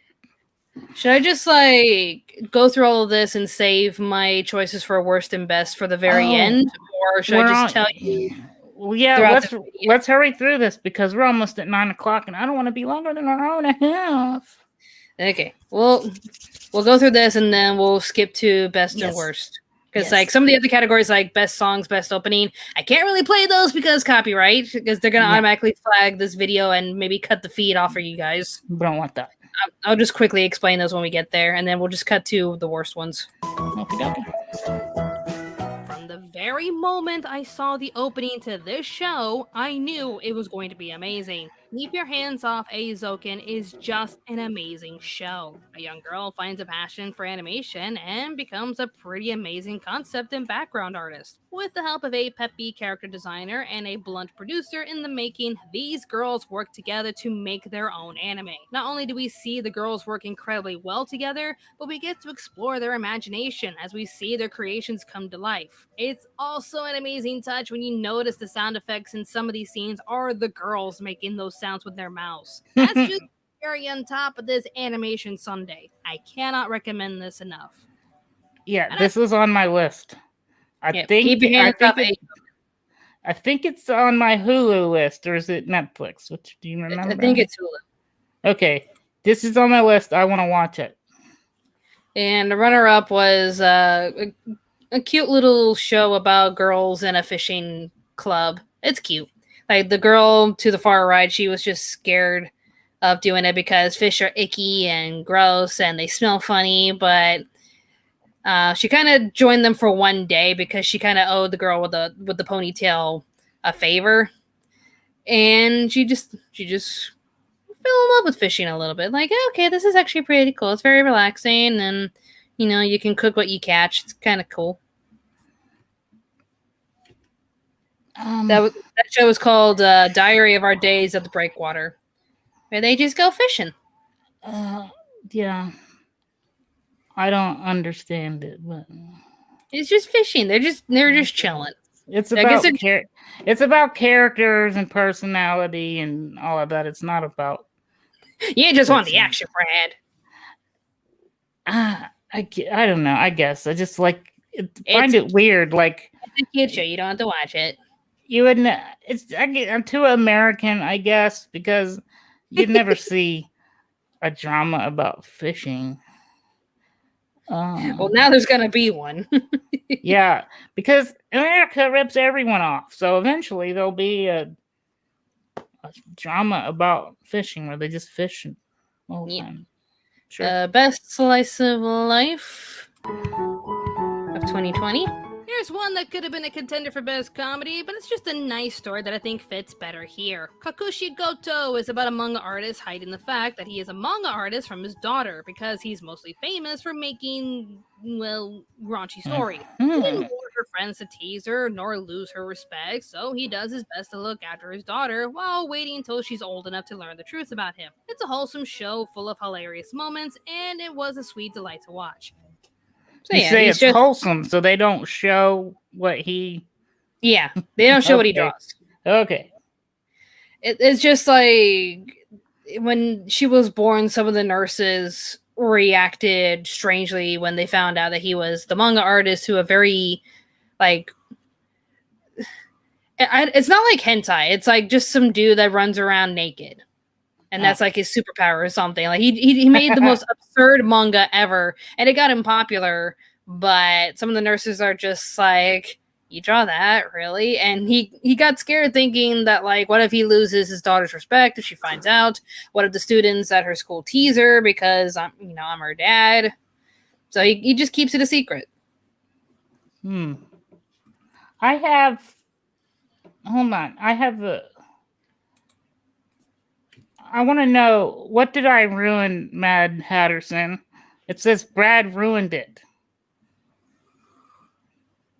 Oh, did I ruin Jutsu Kaisen? Or was it Toilet Bound Hanako? Or was it Toilet Bound? I think Hanako? I think you were in Toilet Bound Hanako. Oh. Okay. Just wondering. Okay, we gotta go because we're taking forever. It's gonna be a 2-hour long show because we don't know how to manage our time. We're gonna make Mikey happy, and we're gonna make it 5 hours. Yeah. Let's go for it. Sports. Do you care about sports anime? I don't. Like, I think it's called like Taiso Samurai, where a gymnast, he's being asked to retire, but there you go. Taiso Samurai. He's being asked to retire, but he doesn't want to. He's about to retire just to not embarrass himself anymore. But this random international student just crashes into him. Like, they're at a theme park with his daughter, and this ninja just comes out of nowhere, and he's all like, "Oh, you gotta help me! The border patrol people are out to get me," basically. And pretty much inspires him to continue being a gymnast at least one more year. So it's different than all the other anime that released for the sports genre, that they were all just sports clubs and being super boring. So it's just like, I don't know, if you wanted a sports club anime, here's Sports Climbing Girls, because I've never seen an anime about rock climbing. Yeah, it could be. I could get into it. Depends. If the writing's good, and I like when it's typical where it's like, oh, this is a sport that I've never seen before. Teach me how it's done. Or, hey, this sport looks interesting. I should join this club. You can't join this club because you're so weak. I'll prove you guys wrong. You know what I would watch is chess anime. Is there a chess anime? Chess. I think there was one a while ago. Or like a Go anime. I wouldn't mind. I would like an anime where I can learn. Well, there's an old one named Hikaru no Go. Yeah, I think so. Yeah. That's the kind of sport anime I would watch. Harem, you probably wouldn't be that interested. It's actually pretty cute. This girl is born inside. It's called My Next Life as a Villainess. This girl dies in her world, and it gets reincarnated as the villain of a dating simulation game that she played when she was alive. And she knows that if she follows the same path as the villainess, she will either get exiled or executed. So she's trying to reshape the world so that she doesn't have a miserable ending. It's interesting. It's actually not that bad of a harem. Like, I don't know how much into harems you're into, but it's cute and it's different than most other harems, where it's just like, oh, this girl meets so many random dudes, when this girl's just literally trying to make sure she doesn't die. And in the process, she makes everyone's lives so much better.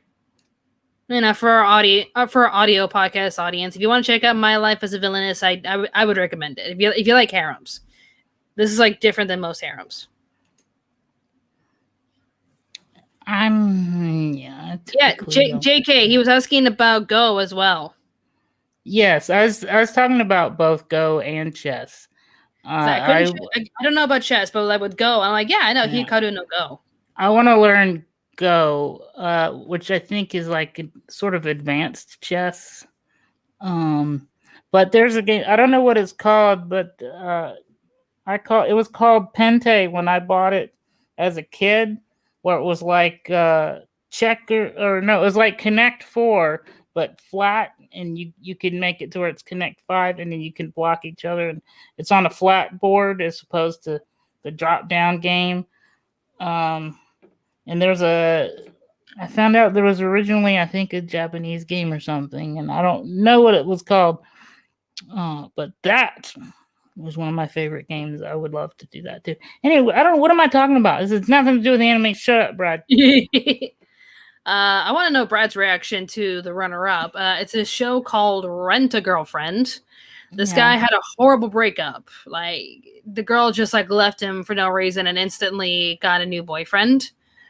And he's just mentally, he's torn up about it. He's trying to move on, but he can't. And he finds a service that allows him to, and this actually does happen in Japan, where you can actually rent people to pretend to be like something that you need them to be. It's not like, a prostitute or anything, but like, I want to rent a family. Just have a day where it feels like I actually have a family.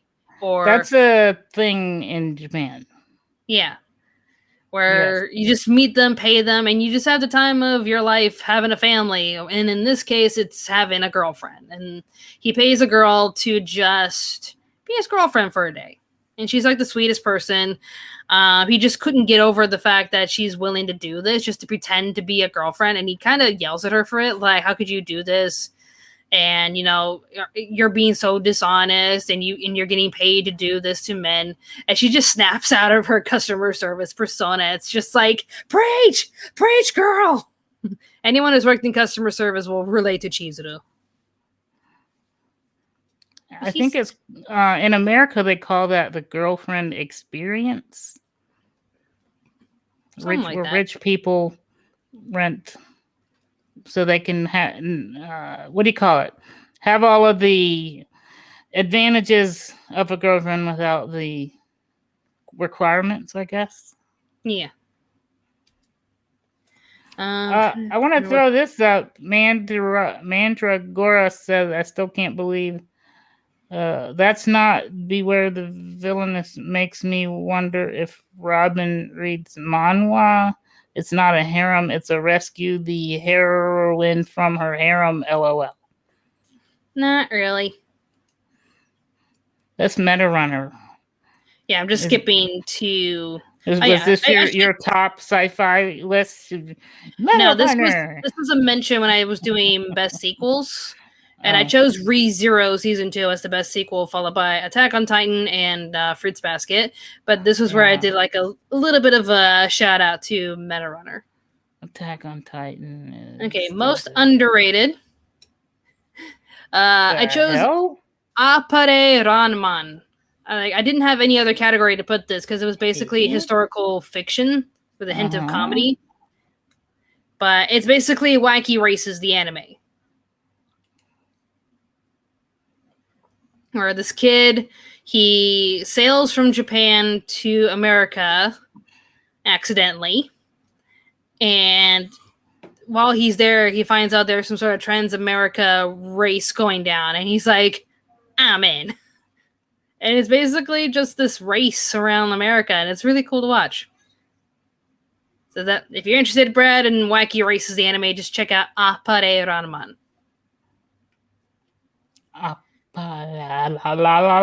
Okay, I'm writing it down. I got it. This one, like, China was like really like making a lot of anime, and out of all of them, Tianguan Chifu was the one that I thought was the best. Tianguan Chifu. That's what is it? Is it Cantonese? I don't know. That's Chinese. Is this a Chinese anime? This is Chinese anime. Tianguan Chifu. Yeah, because I had a Chifu. I studied Kung Fu, believe it or not. Chifu. There you go. It's basically about a prince that is reborn again, and not that many people are excited to see him because I think he messed up in his past lifetime. But he's been summoned to Earth again to take care of some sort of problem, and the intrigue is just following the villain, who's like trying to find the prince for some reason. It's like, okay, what kind of relationship do you two have? Weirdest anime. You ready for this, Brad? Sure. Here you go. Here's your weird stuff. Okay, so take Miss Kobayashi's Dragon Maid, but replace Toru with this weird-looking dinosaur, and you have your winner for weirdest anime of 2020. Gal It looks like takes the idea of a drunken character Gallon Dinosaur. and just gets weird with it. Weird in different aspects, actually, as the dinosaur not only acts weird, but also the visuals tend to vary throughout the episode. It even goes live action sometimes, while also making even weirder. Definitely a bizarre trip you should at least see once. It's like Gumball. Pretty much, yeah. Which I like. I'm down. What is it? Is this a comedy or just weird? It's mostly a comedy sketch, just centered around this weird looking dinosaur. So it's called Gallon Dinosaur. You can't really watch it on any streaming sites, so you're gonna have to go to Google and happy hunting. Oh, speaking, I just wanted everyone to know that I discovered that Black Magic M66 they've got the whole thing on YouTube. Well, you could watch it on YouTube, and it's freaking awesome.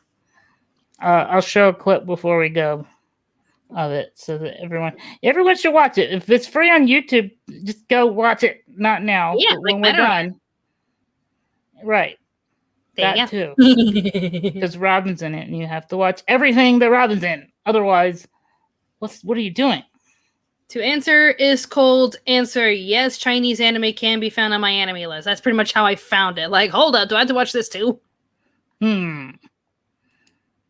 What is it? Jake Zero. The dinosaur looks so much like Blue from... That's what I was trying to say. Foster's Home from Imaginary Friends. That's what it looked like. Yes. Thank you, Jake Zero. Let's see. And after this one, the runner-up, get ready for this idea, Brad. As for runner-up, this one kind of hurt my brain.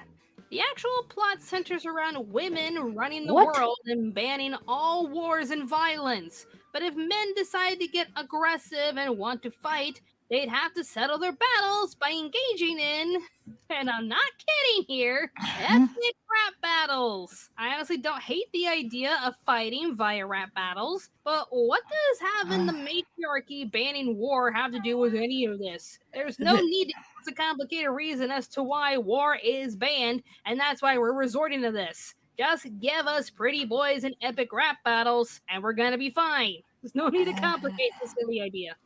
It's epic rap battles.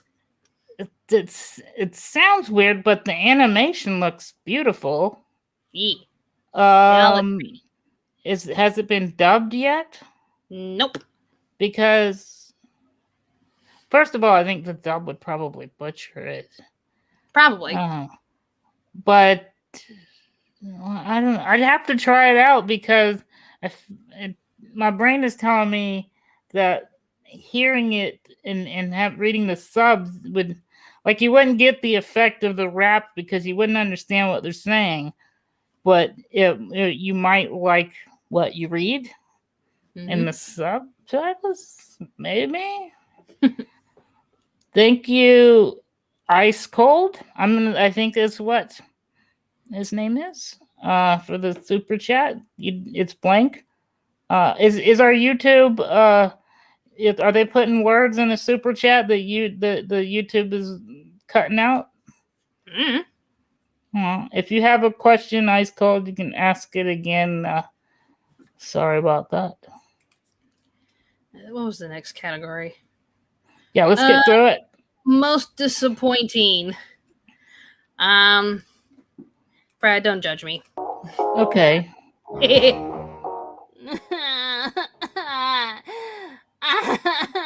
No, not Titan's Bride. I wanted this to work. How did they mess it up so bad? I am so disappointed. As someone who actually read the manga, you have your hobbies, I have mine. The story was butchered in this adaptation. I almost consider this to be part of the worst anime of 2020, considering how rushed and empty the story was compared to the manga. Any form of chemistry this couple had was non-existent. I could go on and on over how rushed and uneventful this adaptation felt, but I think you get the point. Like, it's basically about it's an isekai yaoi where a young man gets sent to a different world and a giant falls in love with him. The manga itself, it actually is a pretty cute story highlighting the relationship and just how adorable they are. The anime just rushed it, and it was just so uneventful. The runner-up is Illusion was just sad. For worse. The idea of a family starring most disappointing. I'll just quickly wrap it up. It's basically, a Phantom Thief family, but the main girl is very stupid, and she just does not like her new partner because he's a boy. And this whole time she thought that she was a girl. I was like, nah, I've been a boy all my life. So she's like, I hate boys. I don't like boys. And she tries to think of herself as this magnificent Phantom Thief, and she just keeps making the worst decisions possible. So do not watch Hatsune Illusion. Best movie, there really wasn't. I try not to highlight movies from anime. Yeah, not movies that were from originally made animes, like, the Sailor Moon movies, the Dragon Ball Z movies.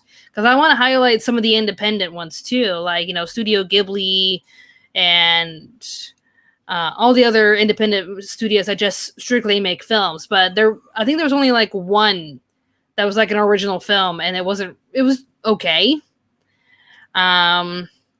So basically for best movie, I chose Demon Slayer. Because it broke so many box office records. I love I haven't seen the movie, but I love the series. I actually am going to see the press release of Demon Slayer, the movie, tomorrow morning. So it's not available to be seen by normal people. Not just yet, because it was hitting all the box office throughout Japan. A few people were able to see it, and now Australia is streaming the movie as well. I think it might be hitting some theaters in America. I am not too sure, but... So you can give us a review? Yeah, I will. We could do it live on the next episode of the podcast. Maybe. Or you could make a video. Whatever you want. I'll be going there with a friend who usually works at the Crunchyroll booths over at Madman Fest and whatnot. And I'll either do a vlog with her going over what we liked and didn't like about the movie, our thoughts about Demon Slayer. It may be a vlog, or I could turn it into a review. Who knows? But I'm going to go see the movie tomorrow. As for runner-up, if you watch Violet Evergarden, you're going to cry.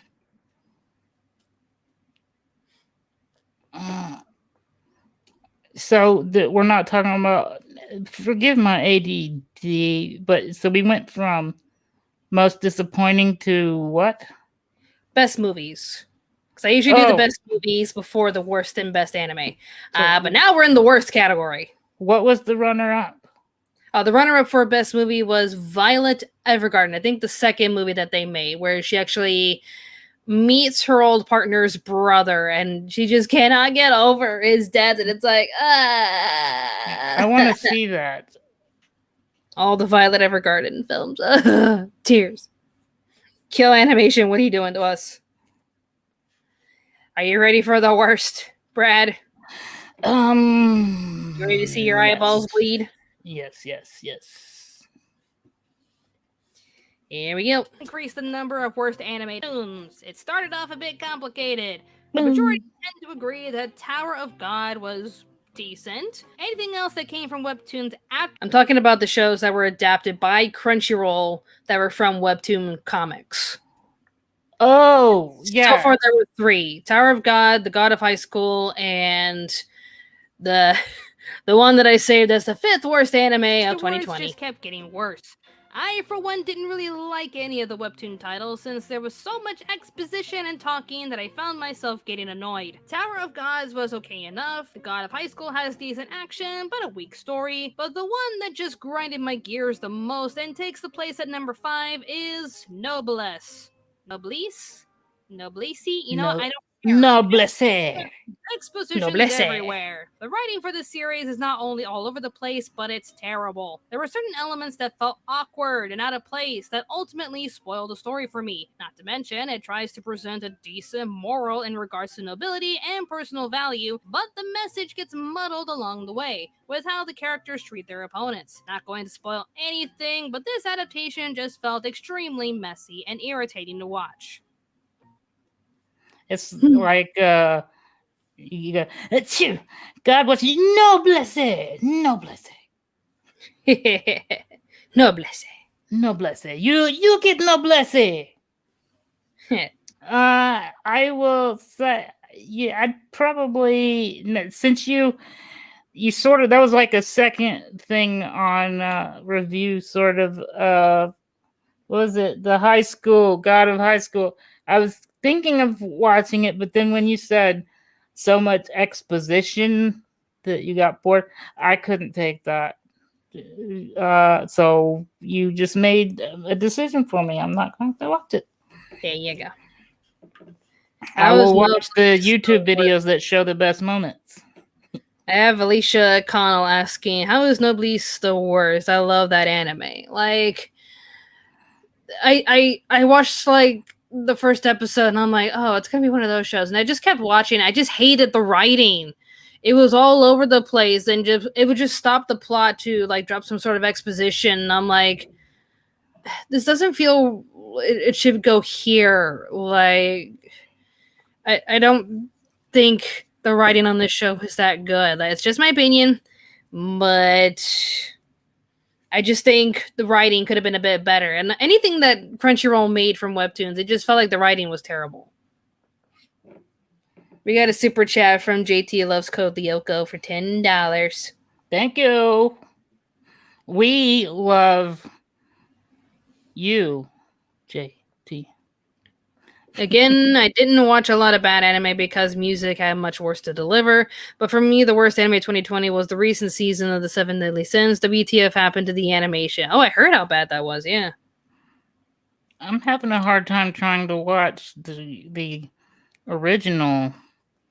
I didn't like. I was fast forwarding through the first episode.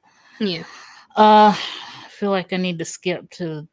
Anyway, I don't know. I'm trying to get into Seven Deadly Sins.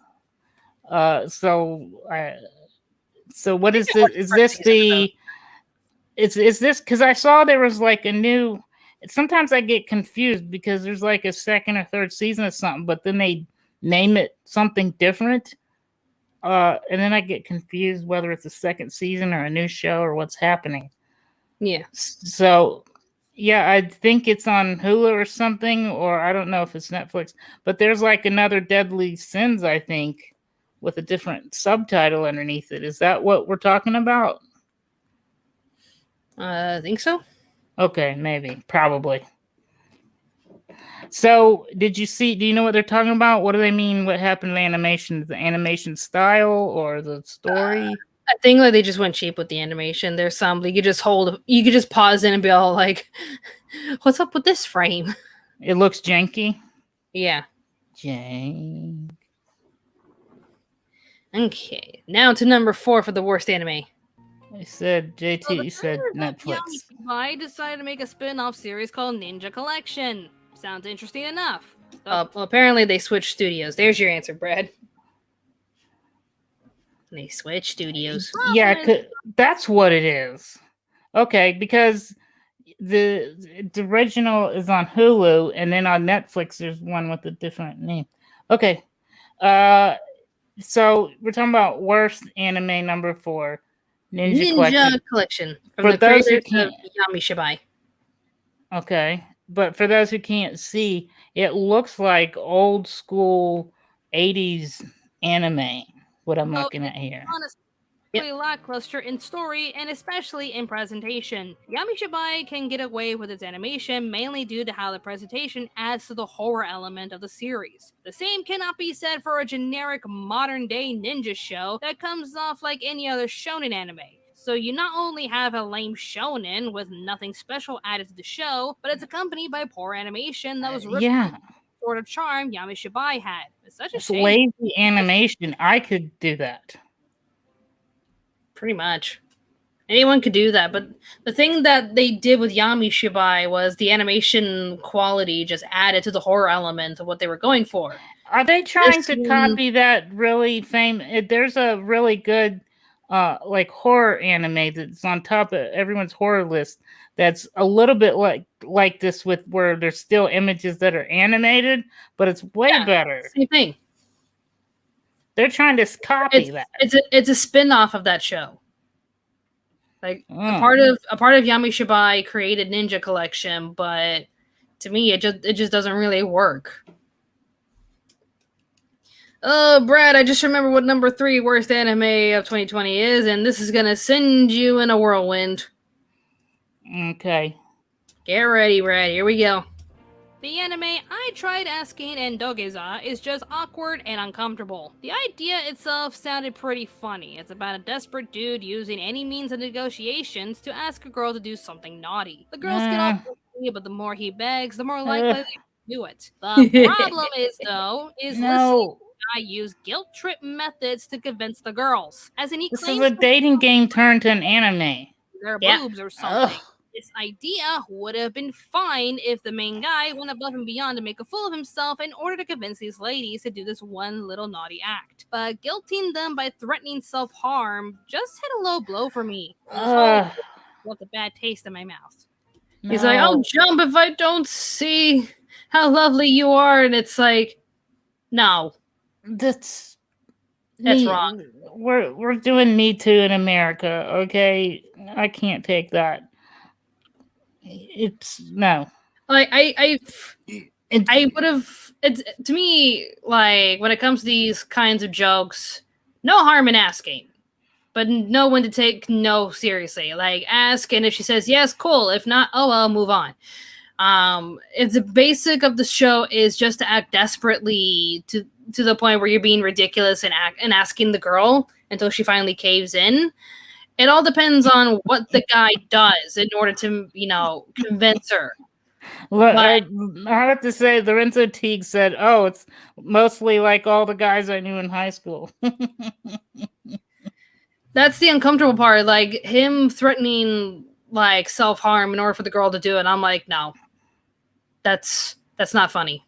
They may think it's funny, but it's like, Japan, you're one to talk when you literally work yourself to the bone, and death from exhaustion is a real thing that happens in your country.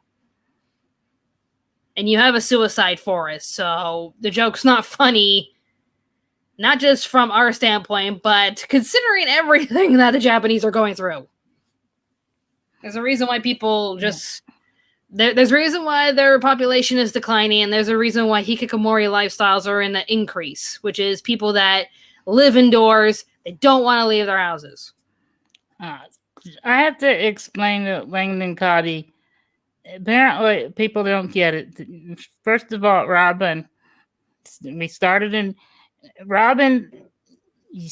America and went to Australia. Okay, I'm an Ewok. I started on Indoor, and now I live in America. That's how it is. So he says, why is there an Ewok on Earth? They belong on Indoor. Why am I not on Indoor? Because I'm on Earth right now. Do I have to? You can't leave your origin? We're call this anime Indoor. Yeah, anime Indoor. That's, yes. Yes, that's what it needs to be. All right. Oh, Brad, number 2. Okay. Number 2, get ready. For our 3-hour-long episode, go ahead. Okay, So, the idea of Peter Grill and the Philosopher's Time could have worked out fine. Eh? The soldier proven his worth to his beloved, trying to convince her dad for her hand in marriage, and being chased around by bachelorettes desperate to have his babies is Harem. fine. The only thing that ruined the idea, however, is the fact that every character in this anime is awful. The ladies who want to get with Peter are ruthless and horrible. Peter's fiancée is dumber than a bag of bricks, and it gets annoying with how sheltered she is. Her father is supposed to be the villain, but you can't blame his actions when it comes to Peter himself. Peter is supposed to be the sympathetic The hero, hell? loyal to his fiancée, while avoiding Ugh, ladies who want him. The comedy Dude, would have been fine it's a if he's just flesh-colored tail. and has to Yep. find a way That out in order to be loyal and was faithful. In disturbing. episode 1, he doesn't last long at all. The ogre sisters just gang up on him in a hotel, and he gives in. You can't Ugh. feel any sympathy towards a character who No. didn't even try to resist. A Why? potential good idea that was ruined by its poor characters. And No. each episode is just him running away from a different girl, and she would find a way to sleep with him. Like, the guy cannot keep his It's keep just his parts in his pants. they're just trying to fulfill the male fantasy of, okay. Oh, I like the idea of like him being like the best soldier, and he wants to be faithful and true to his beloved as they wait for their wedding day, only to have every woman go after him because like, oh, you will give us a strong child, we want your seed. And he runs away, and he finds more ways to run away from these ridiculous girls. That sounds funny. But when you have these girls go above and beyond showing how horrible and selfish they are, and just Peter just not really trying his best. Like, if I was him in that hotel situation, like, they judged him for kicking the girls out of the hotel room. It's like, you're kicking these two naked girls out of your hotel. I'd be like, okay, you ladies keep the hotel. I'm out of here. Bye. I'm going to sleep in the street somewhere. Easy as that, Peter. Easy as that. But no, it's like, because they're relentless. They're naked. They're stuck in his hotel room. He's just like, well, I guess I'll take my pants off. Right. Yeah. Yeah. What a dilemma, I guess. Such a dilemma. It's like, oh, I tried being faithful to my fiance who's so innocent and pure, but whoopsie doopsies. He unsheathed his sword, which is the joke that they're putting on in there. Kept his sword in his pants and whatever. Okay. Should have kept his sword. Whatever. Swords. Now, the word anime isn't perverted, but it is the laziest thing Crunchyroll has ever done, next to X-Arms. We're like, Crunchyroll, it can't get any worse than this show. And then we see them make X-Arms, and we're like, that wasn't a challenge, Crunchyroll. We weren't daring you to do that. You shouldn't make things worse than this. And yet they made X-Arms. But here's what everyone considers to be the worst anime of 2020. I don't even care if I mispronounce the title of this show because I don't care enough about this show to try. Jibiate, who cares? It just sounded weird but interesting. The majority of the world is wiped out due to a virus that's mutating humans into bug-like mutants. This is basically the Cronenberg episode of Rick and Morty. Then out of nowhere, a ninja and a samurai travel to the future and are rescued by a group of researchers trying their best to find a cure to the virus. The idea sounds interesting, but boy, does it flop. Not only does the story get phenomenally boring and nonsensical, but the animation is just terrible. I couldn't believe how bad this show was, and it just kept getting worse the longer I looked at it. Depending on who you are, this could be Did you not edit that? any kind of show. Oh no, that was Sit the way back it was. and laugh over how bad this show really is. For its lazy presentation, horrible CGI. Like, it's not even animated. They're just cutting from one still frame to the next. Jibiate, You're seeing the problem, Brad. The worst anime of 2020. And you can't even tell what's happening because it's still frame, still frame, still frame. And then you see like pieces. A sword is over here, and there's pieces. And what happened? I guess he cut them, but I couldn't tell because parts was when they had this one character get wounded, and he's like, go save yourselves, I'll take care of them. And he's getting ready for this epic battle, the episode stops there, and then you go to the next episode, and they're like, "Wait, where is he?" And they just find him dead, surrounded by all the body parts. And we're like, "You couldn't even animate the action? We couldn't watch him die? It's just, I'll take care of them, dead." Lorenzo Teague mentioned that it sounded like an anime called Blue Gender, which I think was like around the 90s. I just wanted to say real quick, that is an anime that I keep forgetting to mention. I loved Blue Gender, the series. Blue Gender is way better than that you just saw. Brad, you need to share this right now. The link I'm sending you. Okay. I was going to share a Black Magic clip, but we've gone on so long. Sorry. Yeah, it's your fault, Robin. God. Anyway, people can look up Black Magic 66 M66 on YouTube. Just watch it. Watch the trailer or whatever.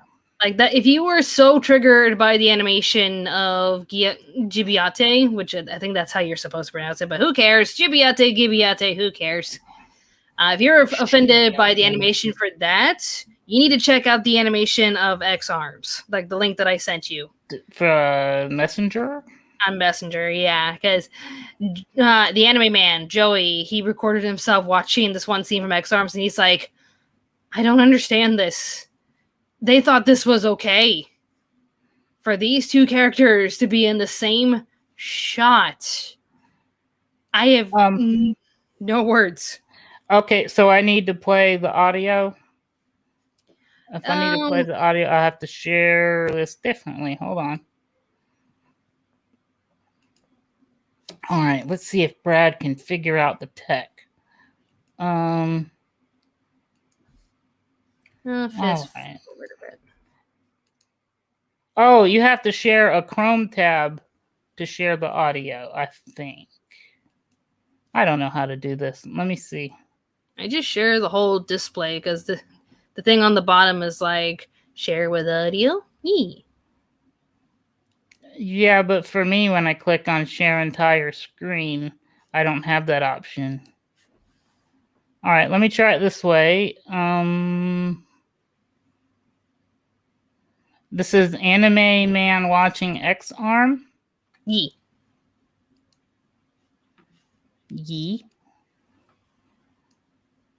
It's I can try to show it on my computer. There you go. Can you? Oh, is it on? Oh, okay. Let me know if you can hear it. Okay, I'm watching the first episode. Look at this shit. You can't hear it, can you? I can hear. It's just doubling an echo. Man. Just play it. It's because I'm sharing the audio. Okay, I'll mute my microphone while it's playing. Okay. Okay, I'm watching the first episode. Look at this shit. Look at this shit. Look at this shit. He's in 3D. He's in 2D. What? It's like two different anime just like etched together.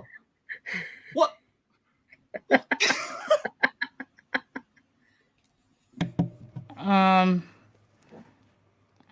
So there's first of all, it looked like the same character talking to himself. Yep. One was 3D and one was 2D. They were supposed to be two different people? Yeah. Talking to each other, yep. Wow. Yep. Wow. I think some of them actually T-pose in some scenes. It's like, Crunchyroll, stop! You're embarrassing us! And the lip flap is just like, wah, wah, wah, wah, wah, wah, wah.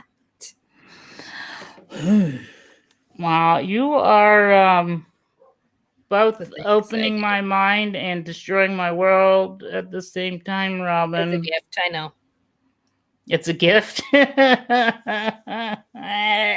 Okay, let's get to the top 5 best anime that I chose. Yeah, because, you're getting tired. I find myself debating over 2 of them. I just couldn't choose over which one deserved it more. Number 5 is basically a tie. Screw it. It's a tie. Waves, Listen to Me, and Kakushi Goto surprised me. I honestly didn't expect to be this interested in either show, but the characters and presentation grabbed my attention. If you want an interesting drama of a woman accepting a random job as a radio host while accompanied by some seriously good acting, you should check out Waves, Listen to Me. And if you want a lighthearted comedy of a father doing his best to look out for his daughter while hiding the fact that he's a manga artist for a perverted series, check out Kakushi Goto.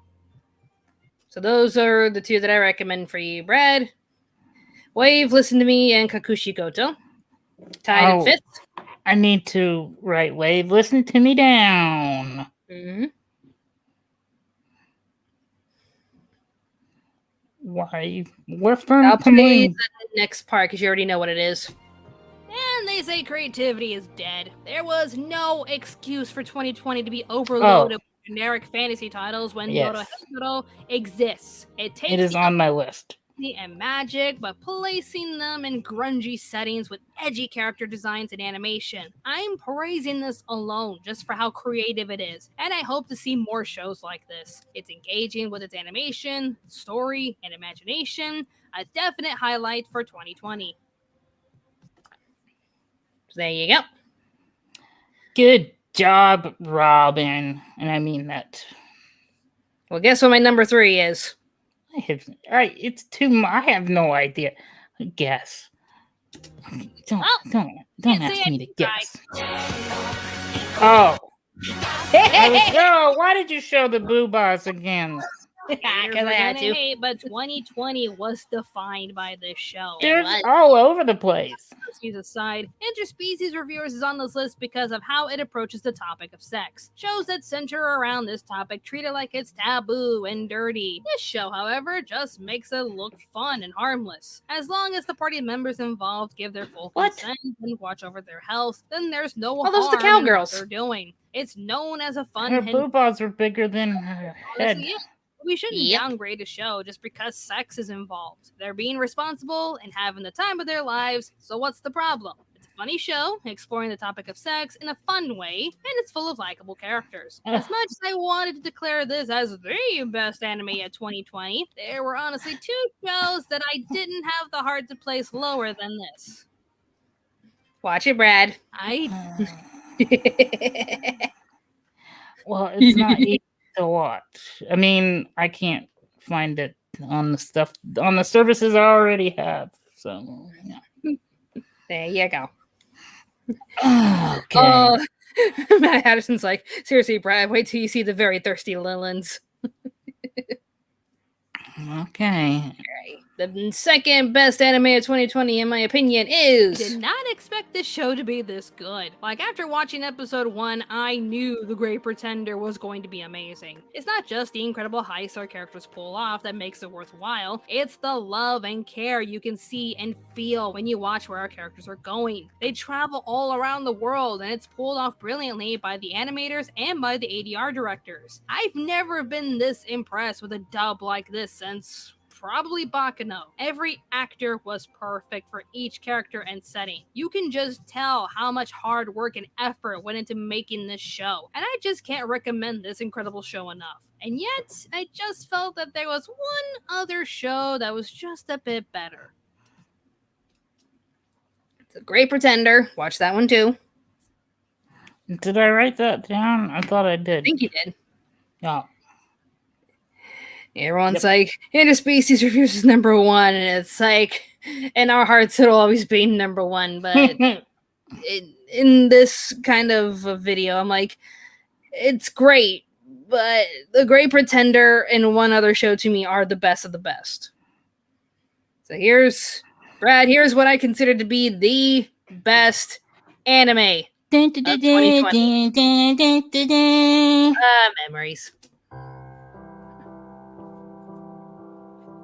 I'm sure you know the answer by now, with how many awards I've given them so far, and with how much I adore animation. Keep Your Hands Off Eizouken just had to take the crown. The story alone is inspirational and accompanied by amazing characters with unique personalities. The animation is stunning and stylistic, which is all thanks to its remarkable director, Masaaki Yuasa, the same genius behind Devilman Crybaby and Ping Pong. This was his love letter to animation while highlighting how stressful it can truly be to make anime at all. Seeing this only makes you appreciate the animators more for how hard they work towards creating memorable shows that we all cherish throughout our lives. It's a brilliant show full of heart and soul and led by 3 amazingly unique girls who help each other achieve the impossible. For its amazing story, character, and animation, we believe that Keep Your Hands Off Eizouken is the true best anime of 2020. I think this is already on my list.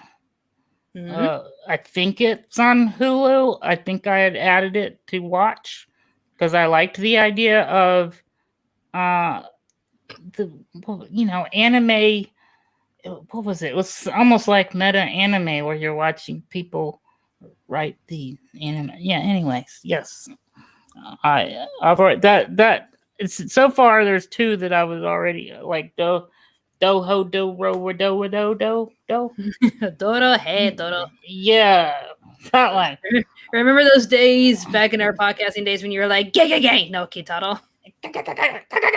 Yeah, and then there was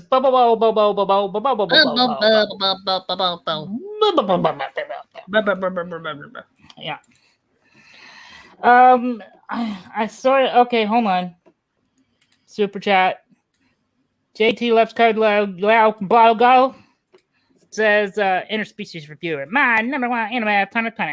Okay, good job, sir, lady person. I don't know what your gender is. Alone, we still declare it as the best one. So before we end, I made some promises. I don't know if I can keep them all. Should I go ahead? You would watch? Yeah, the problem is I lost all the chat, and yeah, I should have done them when they were there. Maybe I can go to our YouTube page. Why did I make that sound? That is not a good sound. Oh, it's youtube.com/Anime America /live. Hold on, I'm going there. Wait, it's Anime America podcast. I'm sorry. Yeah. Pod? Oh my god, just do it.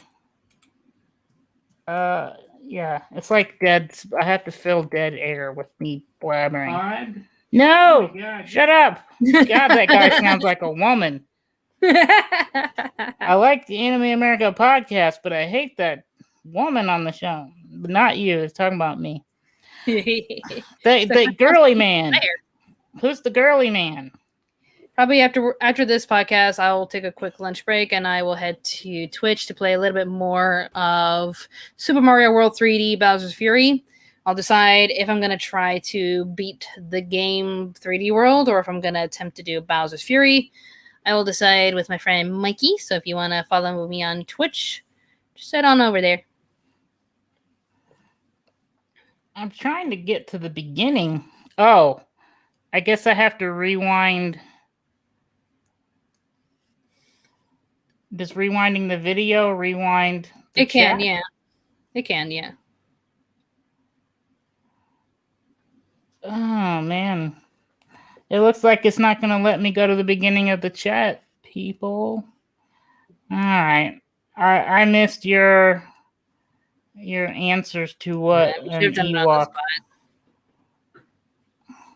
Ewok would watch. Oh, well. Sorry. You should have copied and pasted.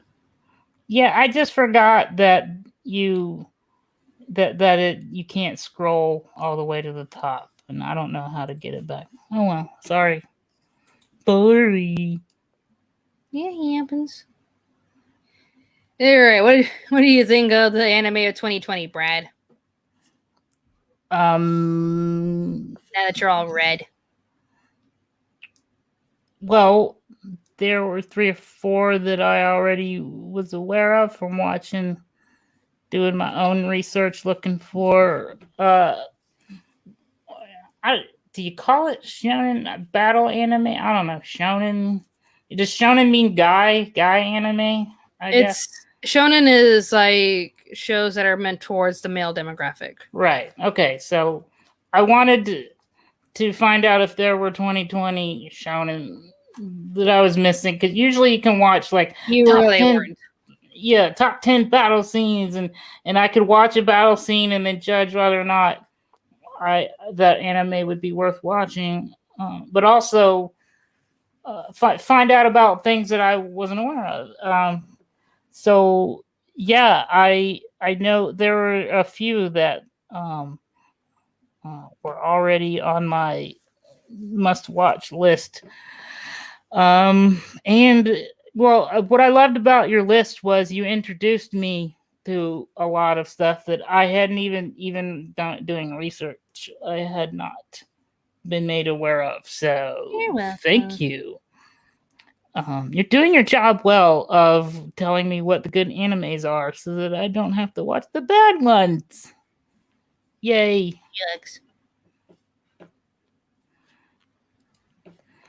Yucks. Man, brain is fried. Yeah, let's head out for now. Tell you what, people, my brain is gone, and I made promises and I'm not keeping them. I feel like there was another promise made, and I said we'll do this later, and then now we're not doing it. I'm a bad. Note to self, do it on the spot. I'm a bad Ewok. I should go back to indoor. Let's see. Another donation from JT Loves Code Lyoko. Thank you very much. I need to watch your number one, Robin, but I believe Jimmy Markey and several anime VAs I will not name need to watch Keep Your Hands Off at Heizoken so they can better respect the anime industry. Good choice. I get what you're saying. Like, I'm not gonna bash anyone here, but it does feel like Funimation is taking their platform, like taking the hard work that the Japanese do towards their animation, using it as their own platform. And it's like, you can't really do that. You're taking someone else's culture and making it your own thing, and it's not cool. It's like, no, but we're responsible for influencing our audience. And it's like, no, you're responsible for translating the shows that you promised you would translate. Yeah, what was someone Red Dragon Empress was asking what anime would you put on your number one best? Didn't you just answer that with your list? What was that again? I mean, the best anime of 2020 is Keep Your Hands Off Eizoken. Right. If she's referring to which anime, or he or she, sorry, can't assume gender. If they're talking about right now, like as in like the best anime of all time, in my opinion, I still give it a Bebop. Oh man, Cowboy Bebop, it. Which who knows how Netflix is going to treat the live action adaptation if they're still doing that. It's all about casting, I think. Well, they already said they're going to remove Faye's outfit because no real woman would wear it. And then I'm like, I'm pretty sure a bunch of cosplayers would beg to differ. Yeah. Yeah. Anyways, people, this went on for a long time, and you know, I don't even do. Does anyone remember what I said I was gonna do before? We're tired. Let's just go. You go to bed, and I'll get some lunch, and then I'll be back on Twitch to play some Mario. Also, you guys can let us know on Facebook or Twitter or even here next week.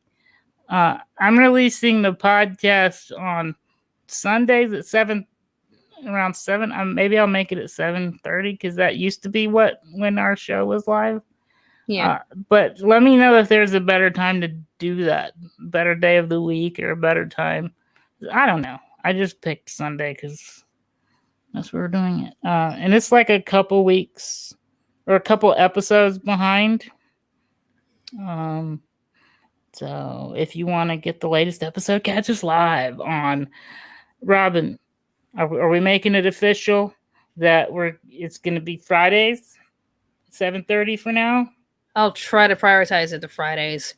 Just for some reason, there's a lot of. I didn't even get to go to because yesterday my husband was like promising to take me to a water park, but it was raining all day, and the person who's going to drive us just didn't feel comfortable driving in all that rain. And it's like, okay, fair enough.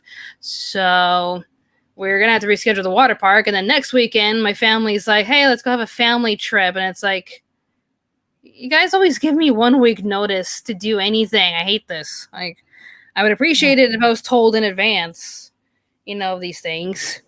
And their excuse is like, oh, but it was in the family chat. And I'm like, yeah, I had to mute the family chat because it was just bling, bling, bling, bling, bling, bling, bling. You guys just like constantly chatting. And I'm like, mute. I skimmed through it every once in a while. But if I didn't mute it, it would just, my phone would just be like, brrr. Yeah. What does Langdon want us to read before we go?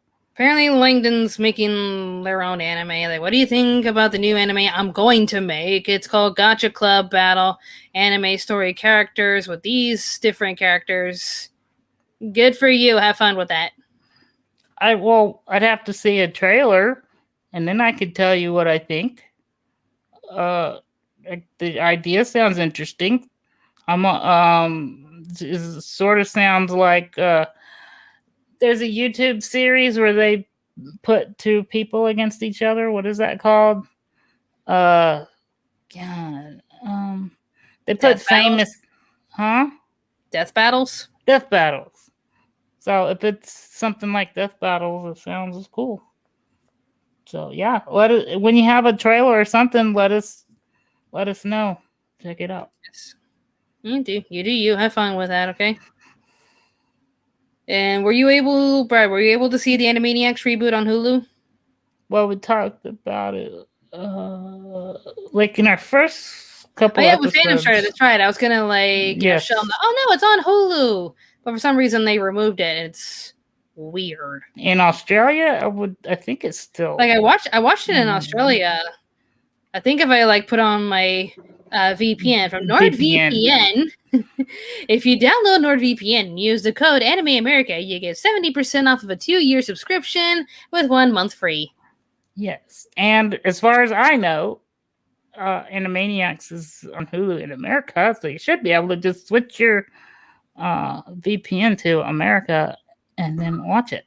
I'm trying to make a sale, Brad. Well, yeah, I'm doing it with you. Can't you use your VPN and say I'm in America and not Australia or wherever? Pretty much. Like if you're in Australia, you can't watch Animaniacs, NordVPN's got you covered. Right. NordVPN will let you trick your Hulu into thinking you're in America so you can watch it. Which reminds me, I'll do a demonstration. That reminds me, I need to trick my Netflix into thinking I'm in Japan so I can watch more live action anime stuff. Because I hate doing this at the end of the show, but I think a few episodes back, you asked me, or somebody was asked if what did I think of Inu? I think someone asked Inuyashiki. And I thought you were talking about a new Inuyasha anime. And then I started talking about how I never got into Inuyasha. But I just discovered Inuyashiki. And I just realized if I use my VPN right now, it might disconnect me from the stream. It will. But I want to say I love Inuyashiki, and I'm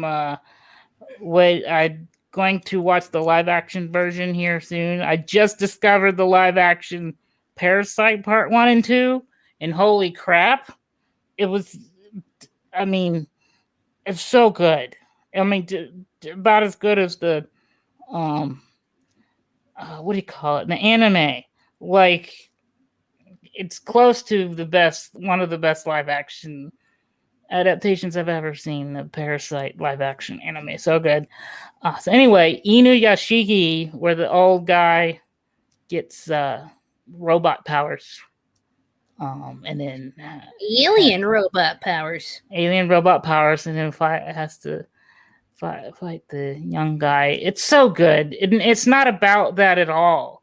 It's such a good story about morality, and these characters, their struggles, and how the people they love are dealing with everything. I love it. It's so good. Inuyashiki, awesome. All right, anything else? Okay. Should have said that at the beginning. No one's listening at this point. Okay, so is that it? I think that We're was done, it. right? Yep. Freaking 5 hours later. Yeah. Oh my god. We did it in half. Now it's 2.5 hours. Okay. I'm so tired. Okay, end the show. What do we want to tell them? Buy merchandise. Stay on Twitter. We'll let you know when the next episode is because I'm not sure what's happening this weekend. So we don't have an official time or day yet, I guess. We're gonna aim for Fridays at 7:30. Yes. It's just if I do it this Saturday morning, it might have to be on my phone. No. Let's not do that. Unless you want to invite a friend. But so we need to figure out if we're going to do it a day before or a day after. Anyway, we will let the internet. I'm gonna be like gone all this weekend because they're like, oh, we're gonna be at this Airbnb from Friday to Sunday. And I'm like, okay, cool. We'll let everyone know what's going on. Yeah. So at the very least, in a couple weeks, we'll be back. We'll let you know. Yeah. Okay. Things are just hectic on my end because everybody wants my attention. It's like, I just want to play video games and watch anime. It's Nicholas Mapes. Is Strider available? No, we're ending the show. No, I mean, I think Nicholas means if I'm gone this weekend, get Strider. Oh, I guess. I don't know if I'm. And I'll be in the comment section like, talk about anime. Right. Yeah, I'm not sure that would work out. Just because me. I'm sure Phantom would do great. You two would just be like, oh, anime. Yes. And I'll be in the comment section, Paul, you suck. Yeah. I could make it work, but no, let's not do that. All right, we'll figure it out. Let's just go. Let's let Brad go to sleep, and I need some lunch, but I'll be on Twitch later. Okay, bye. Stay tuned to Anime America. Stay tuned in America. Happy Watch Robin on Twitch. Woo, I'll be on Twitch playing some Mario. Bye. Yeah.